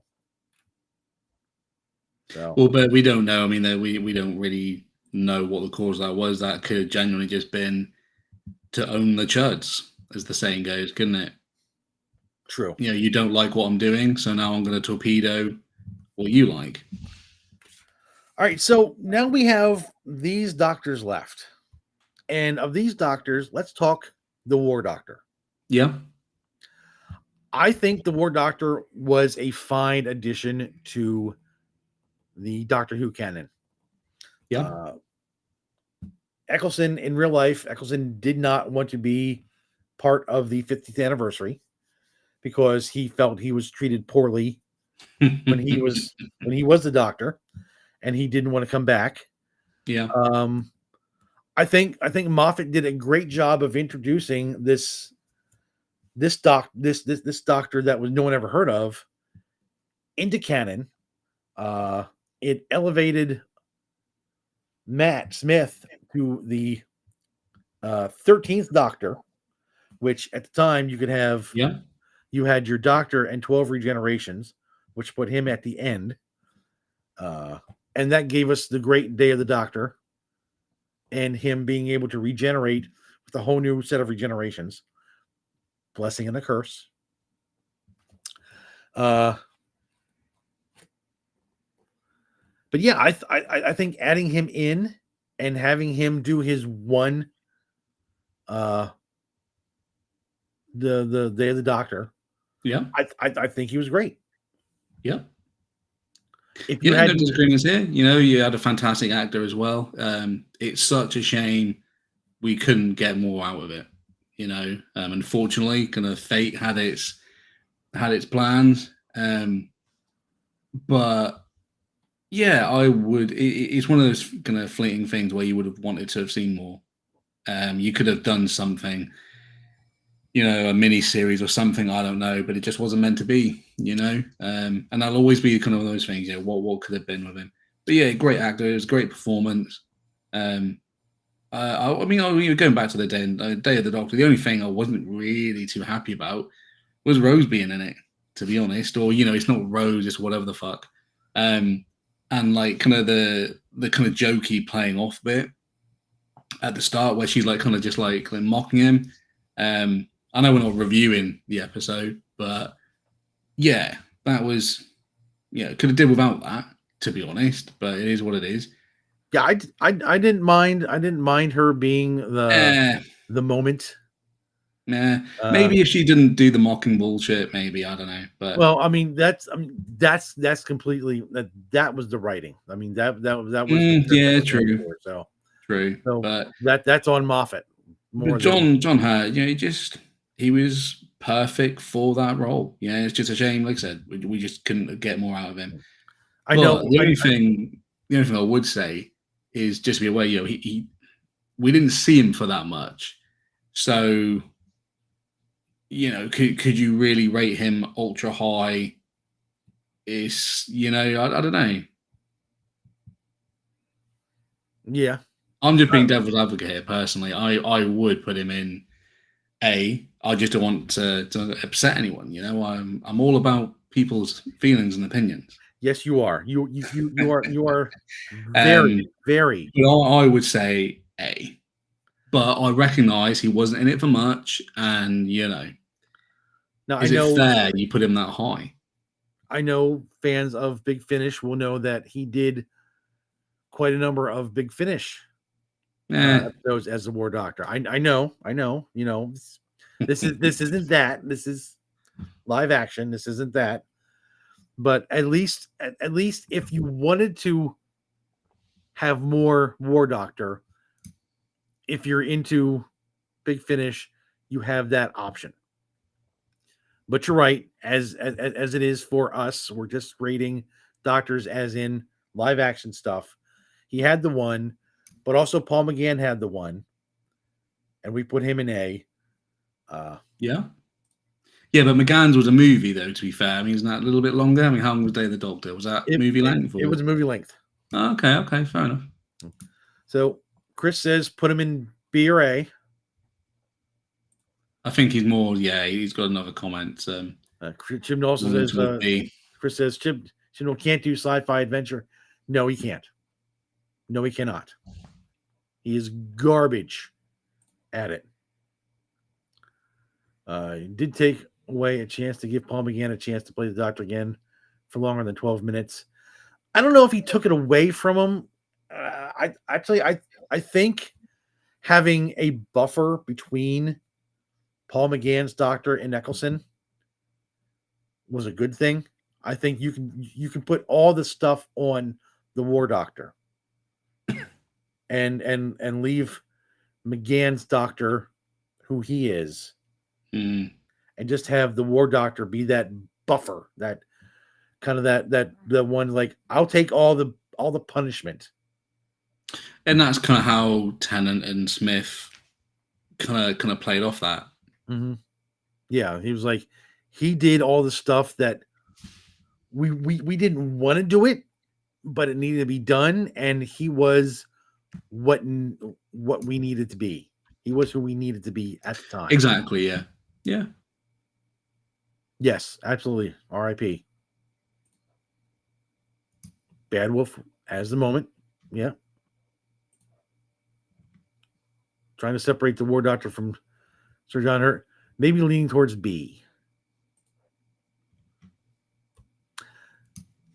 What do you think, Chris? Is B an acceptable spot for the War Doctor? You think?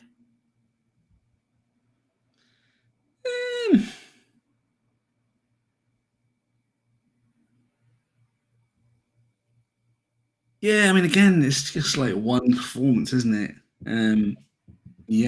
But then I'm confident that if he had more, they would be kind of just as good. Yeah. But I think, yeah, I mean, B isn't bad.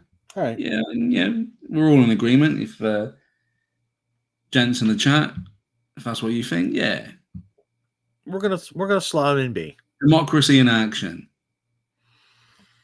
Just so All I can put Shooty in an S when he comes up. So here we are. We have these 4 individuals left.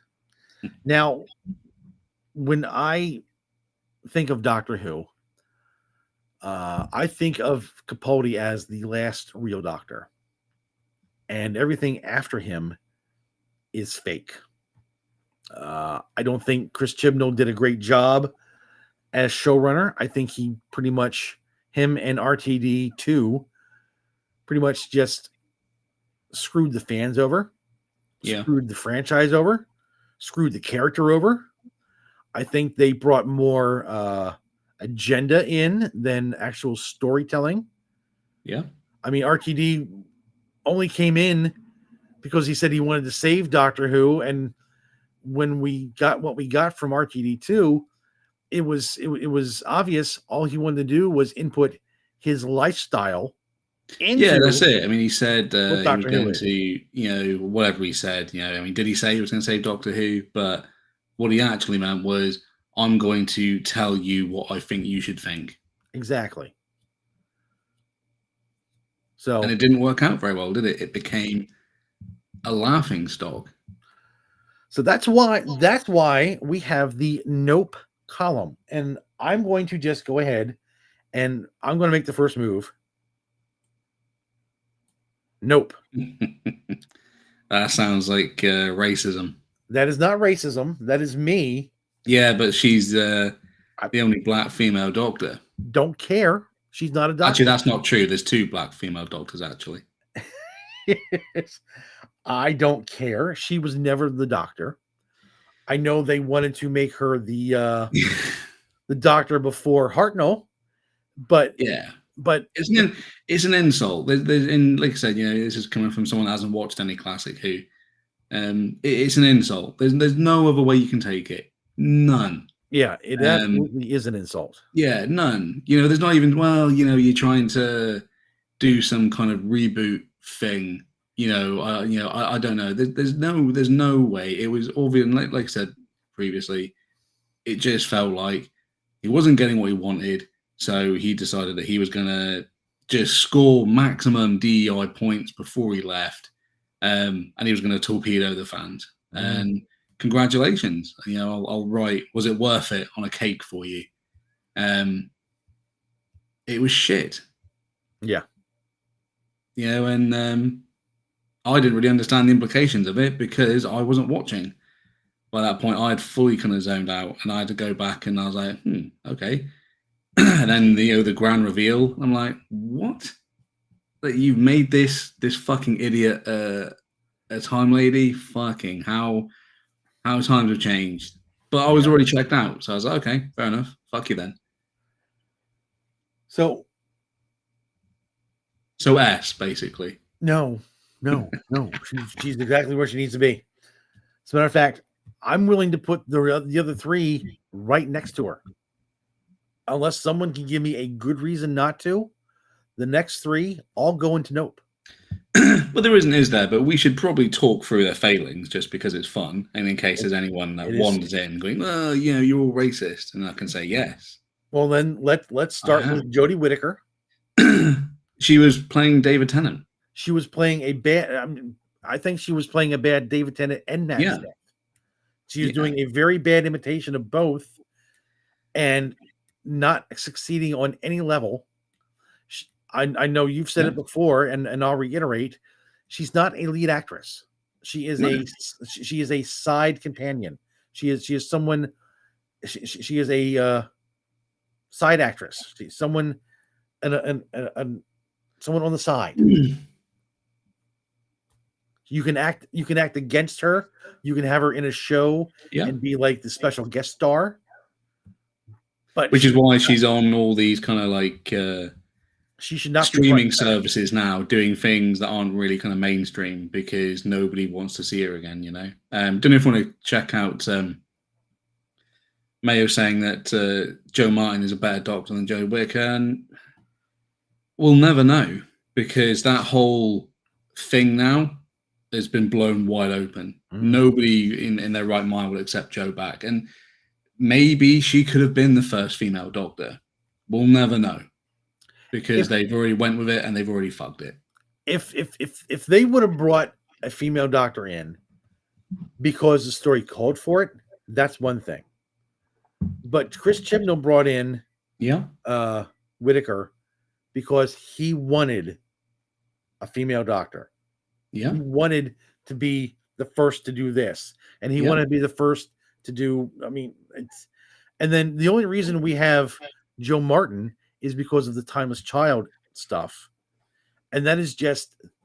I mean, if Chris Chibnall is the worst, that is him at his worst with the Timeless Child. Absolutely, that takes everything that came before and spits in their faces. Yeah, which was the intention. And it was just garbage.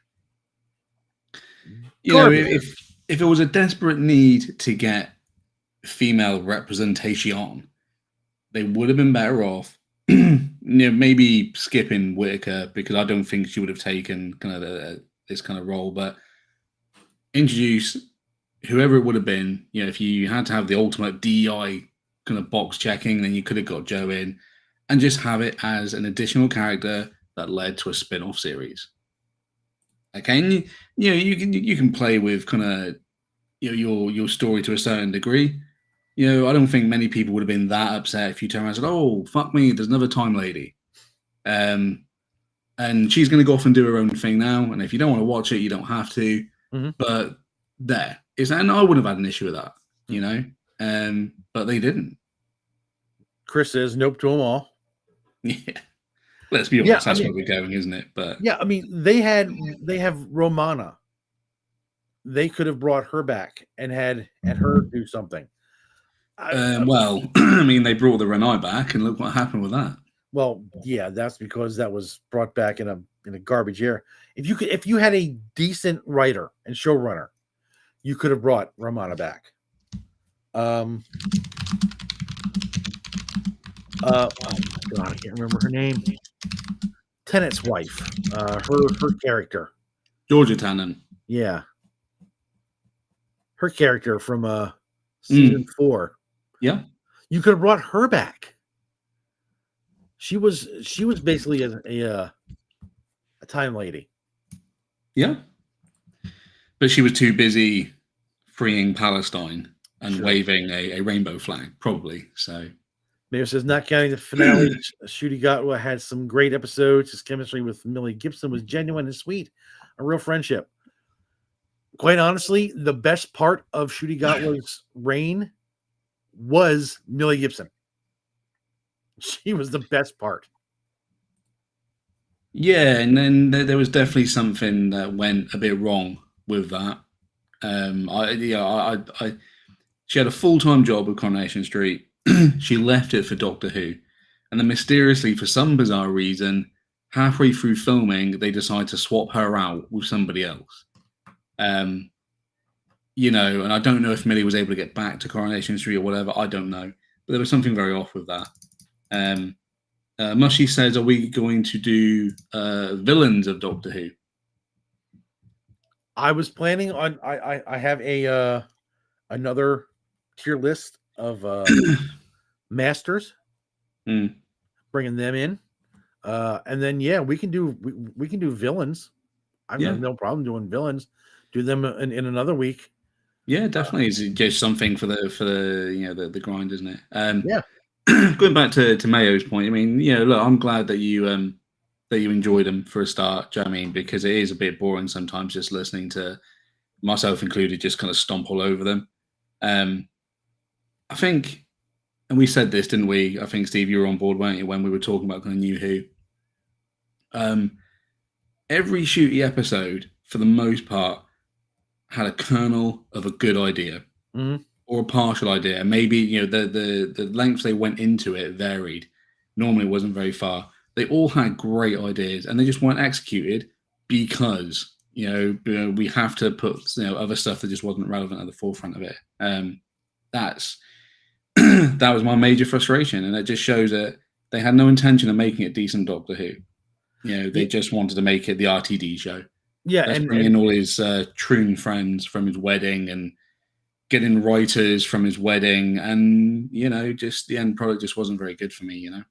Yeah, I mean RTD proved he could write good stuff the first time around, but when he came around the second time, all he wanted to do was just input his lifestyle, his thoughts, his agenda into the show, and it showed.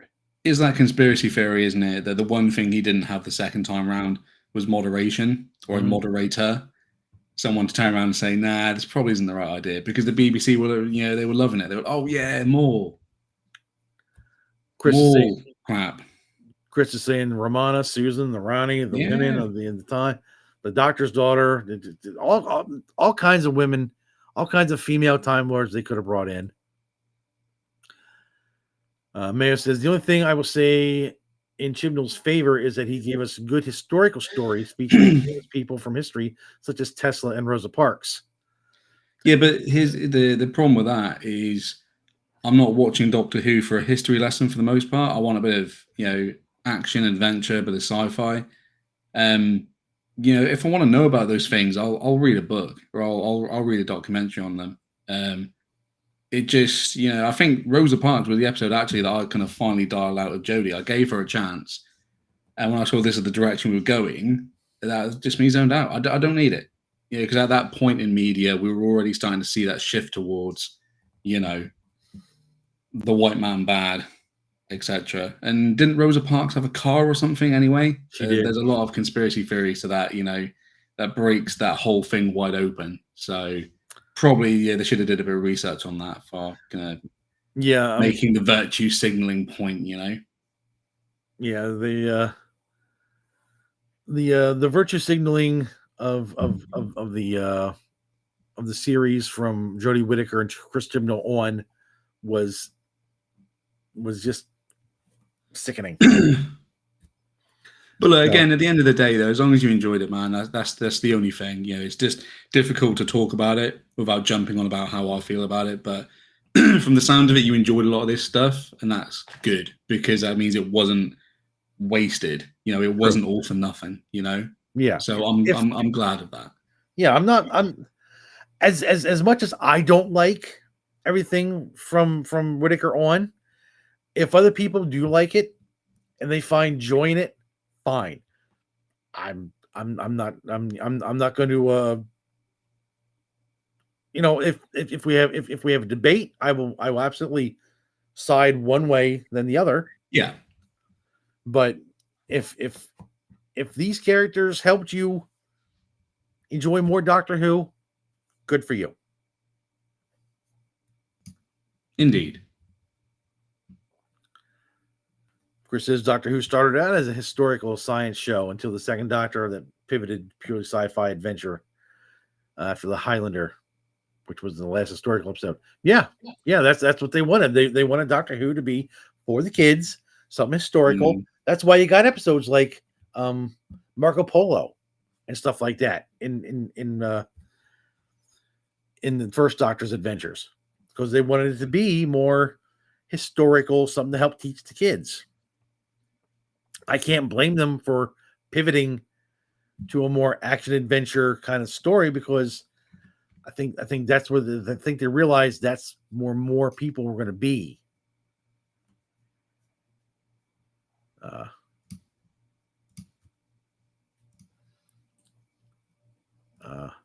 Mango said, sadly, nobody knows who Rosa Parks was before the episode. I don't know. I'm not convinced. My thought on that is that, like you said, if you do a little tiny bit of research, it does seem that it wasn't just what the narrative said it was. From the sounds of it, she had a car and all this kind of crazy shit. And then it was staged and all that kind of stuff. I don't know. I don't think it was as clear cut as people say it was. But if it sparks a conversation, then I'm all for that. Now, I know being here in America, I think I imagine you guys heard it all the time. Yeah, we know exactly who Rosa Parks is. I mean, it's taught in schools and stuff like that. So it's not like she's some mysterious figure that over in the. Like I said, I didn't know if you realized who she was before the episode, or if that was or what. Did you know who she was before the episode? Yeah. Okay. I didn't know. I don't know. But I didn't know. But again, I wasn't aware of other bits and pieces until the last couple of years, where people have started kind of digging into the stuff, saying actually, it may not have been, and kind of spark Chris says. I mean, we've just been painfully aware of time. But yeah, what Chris is saying about that there may have been someone else before her, but screw that girl. Anyways, yeah. So Jodie's a nope. Jodie is a nope. Oh, wait, what am I doing here? Jodie's a nope. Well, if Jodie's a nope, then these two guys got to be a nope too, because they spawned right from her. Yeah. And, same thing I was saying about kind of the shooty episodes applies to the Tenant episode. Wild Blue Yonder was the closest thing they had to a decent episode. And still, he tried to put some BS in it. And that just proves it. You could have had a couple of easy wins bringing Tennant back, but they all probably just got together and pat each other on the back how great they were and how they're furthering the causes, and it didn't go that way. Yeah, embarrass yourselves when you have the 14th Doctor being yelled at by Rose Geiler about whether or not an alien has pronouns. That's when you go, all right, I am done with this. Because I'd like to think, like an Eccleston Doctor would just turn around and say, well, it doesn't matter, does it? We're all living. Who cares what? Maybe the reverse argument that could be true. I don't know. But, I would like to think an Eccleston Doctor would have turned around, just give her a backhand and said, "Shut up, you stupid ape." Oosh. But yeah, just so many ideas, just wasted potential because that's it. Finn. All right, so I think we have a definitive ranking of the Doctors. Well, we do, and you say, guys in the chat will probably do things differently, and that's great. That's great.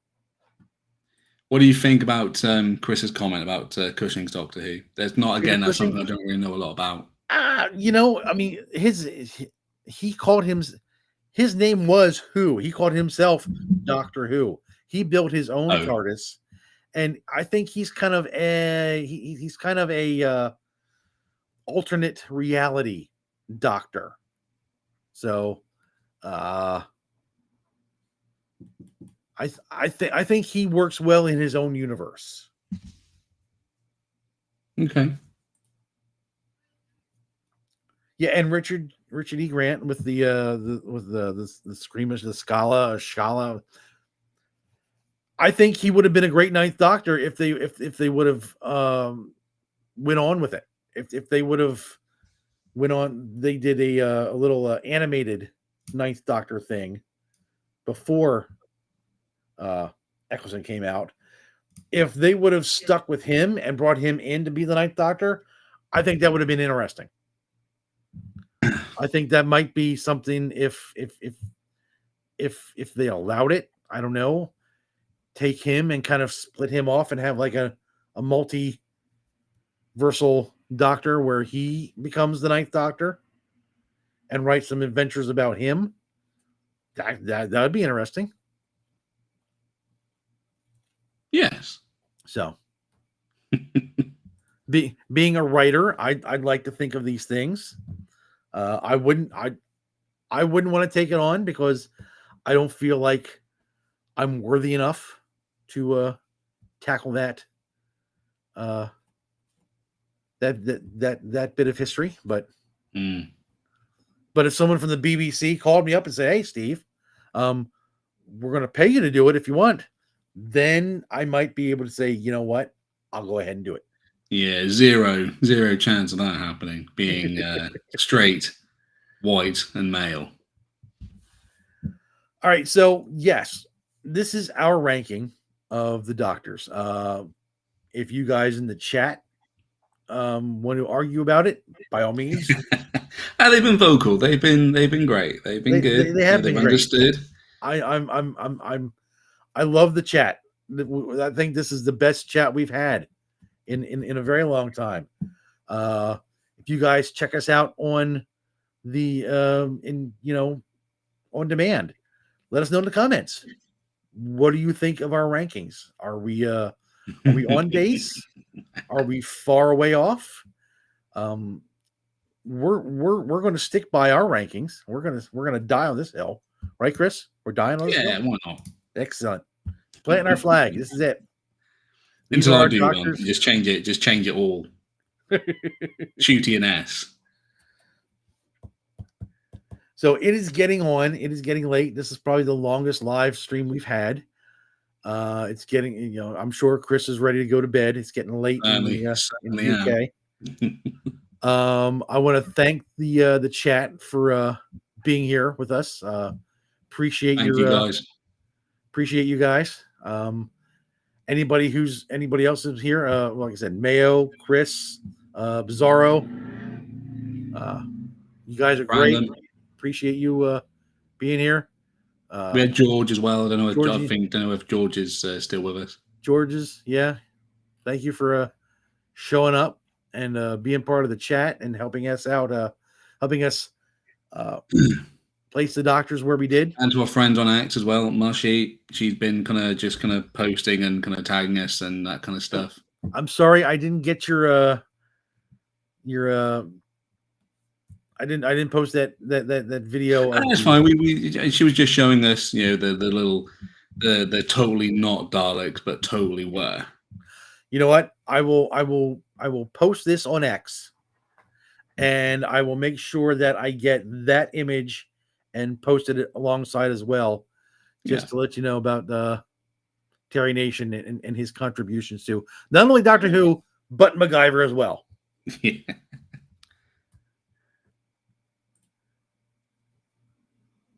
Chris saying, peace out. Thank you, man. You're awesome. Appreciate you. Appreciate you being here for us. All right. So Chris, for me, everyone, all the madmen in the box, we thank you and good night. Cheers, guys. Take care.